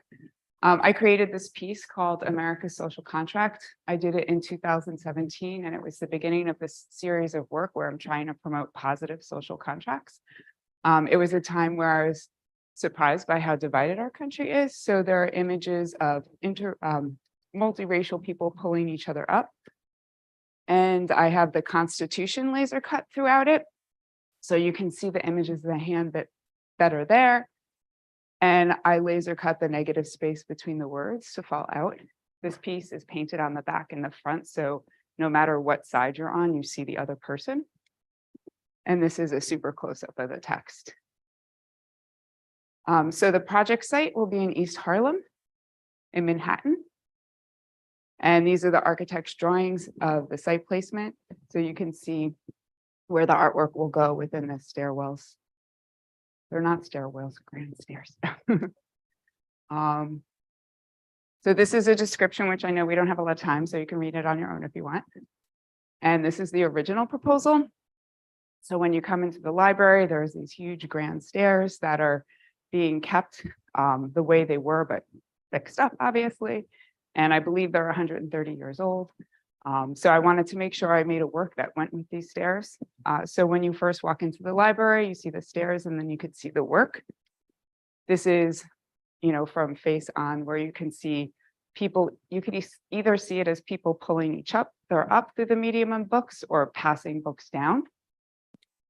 And there's going to be different positive social agreements photoshopped throughout the image. Instead of laser cutting, I'm going to Photoshop the imagery so that the negative space of the words are grayscaled and the words are colored, and the coloring of the words kind of brings the idea of the imagery is brought to life with the words.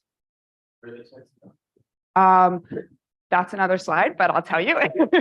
It starts with from the Constitution, the First Amendment, freedom of expression.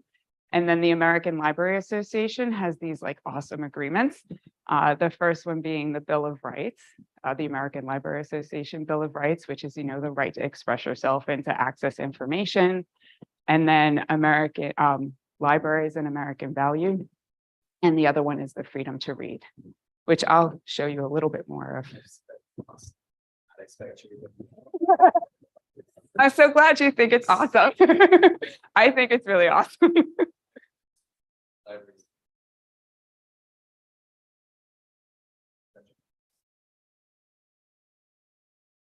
Yeah.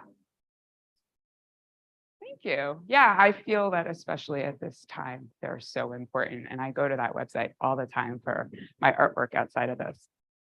So the top wall is supported by the idea of a social agreement that we have access to information and to express ourselves. And so the top wall is more about the freedom to imagine. And the people are in a circle to sort of show that reading is solitary, but they're also connected through reading. So the overlap of the books. And this top wall will have poems and excerpts from books and different quotes. And the writing is purposely overlapped over the people to show again the connectivity, how reading brings us together. And this is just one close-up of one poem to show the text being colored and the background grayscaled. And so the conceptual and preliminary proposal, which is pretty close. This is my process. I take photos of people I know and I Photoshop it till the conceptual idea is expressed to how I want it to be expressed. And I research different laws or social agreements or like court cases. And I make a text file in Photoshop so that the words are as close together as possible so that, but still you could read it. But as little negative space as possible so that the image is very clear. And then normally I make a laser cut file. So normally I make the Photoshop image, I paint, that's my studio mate. Then I put it in a machine where I laser cut it. And this is from the same image as before where I cut the negative space out. This sort of shows how clear you can see the painting depending on where you're looking from. And that's the same image. So for this one, I'm going to overlap the text and do everything in Photoshop. And so these are the agreements I just told you about. And the books are very meaningful, like Ben Franklin starting the libraries. And the first book ever taken out of the public library was Ethical Ideas of Our Time. So each book cover has significance. I'm really into like everything having significance. This is from the original proposal. So I started with 10 excerpts or poems, but now I have 37 and they're all like approved for copyright to be up on the wall. And it's very like diverse about different kinds of things, not just what I'm interested in, but I tried to make sure it was just well-rounded. Sure. Go ahead. Hard to see that list there, but yeah, is there a strong representation? Harlem, yes. Yes. Like that, I don't know if it's necessary. In Latin American, there is a lot of artists from Harlem. And for example, James Baldwin's estate is being reconfigured, so I couldn't get permission, but I'm doing Toni Morrison. Is it on here? I don't know where it is. And my glasses are horrible. I need to get new ones. So Toni Morrison's eulogy of James Baldwin. So two really important people for Harlem. So I found my way of getting him up there. So some of it's from the Harlem Renaissance and some of it's from now, and then just a lot of diverse poetry. Some like really, famous ones. I mean, most of them are famous, but I mean like poems that everybody sort of goes to. So I have to create oil paintings so that because the proposal was roughly 18 by 24 inch watercolors and you can't blow that up to 11 by 15 wall space. So I did make one oil painting already for the top wall, which is mostly done. I mean, I can change things. So I refined it, added a lot more detail. I also diversified the ages more. So I added 2 really little kids. I'm still waiting to get permission for that book, even though they were enthusiastic about it. I might change that cover, or not the cover, the inside of the book. And I made sure that the books were of diverse things of interest, and everything's legible so that people can read it, so they can read the text interwoven and the books. And this is the placement, the bottom social agreements, again, like those agreements and that order helps us be able to be creative and imagine whatever we want. And this is the architects drawing the original and with the artwork placed in it. And the fabrication is going to be dye sublimation, where they bake it into a metal so that it's easily cleaned with either like a soft rag or a soapy rag. And this is the measurements for getting it printed. I'm sure you've heard this before. It can't be larger than 4 by 8. So the bottom wall is very like structured and linear. And the top wall, the breaking up is a little bit more like free flowing, for the idea of poetry and excerpts of writing and creativity being a bit free flowing. And that's where the plaque placement will be.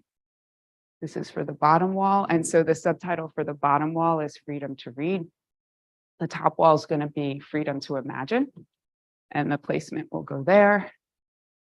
And this is the plaque for the top wall, which will have all of the acknowledgements to the authors that I'm using, and for the books inside. That's it. Any questions? Thank you. Okay, I think we have to go to the testimony if there's any public or online testimony. No, okay, all right. And then Confirming that no one's on Zoom to testify. no one, okay. And then commissioners, any comments?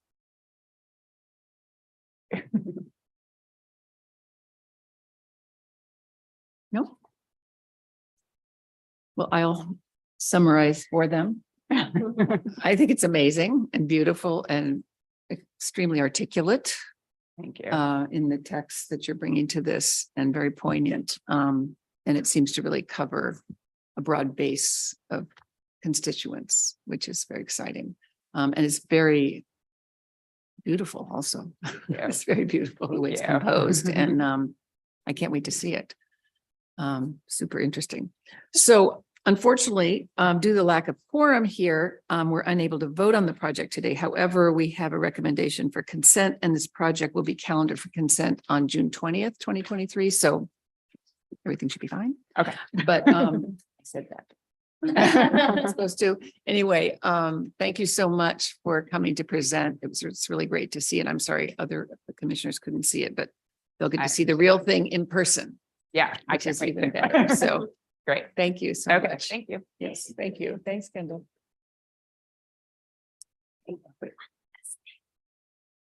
So this concludes our meeting, and the public meeting is now adjourned.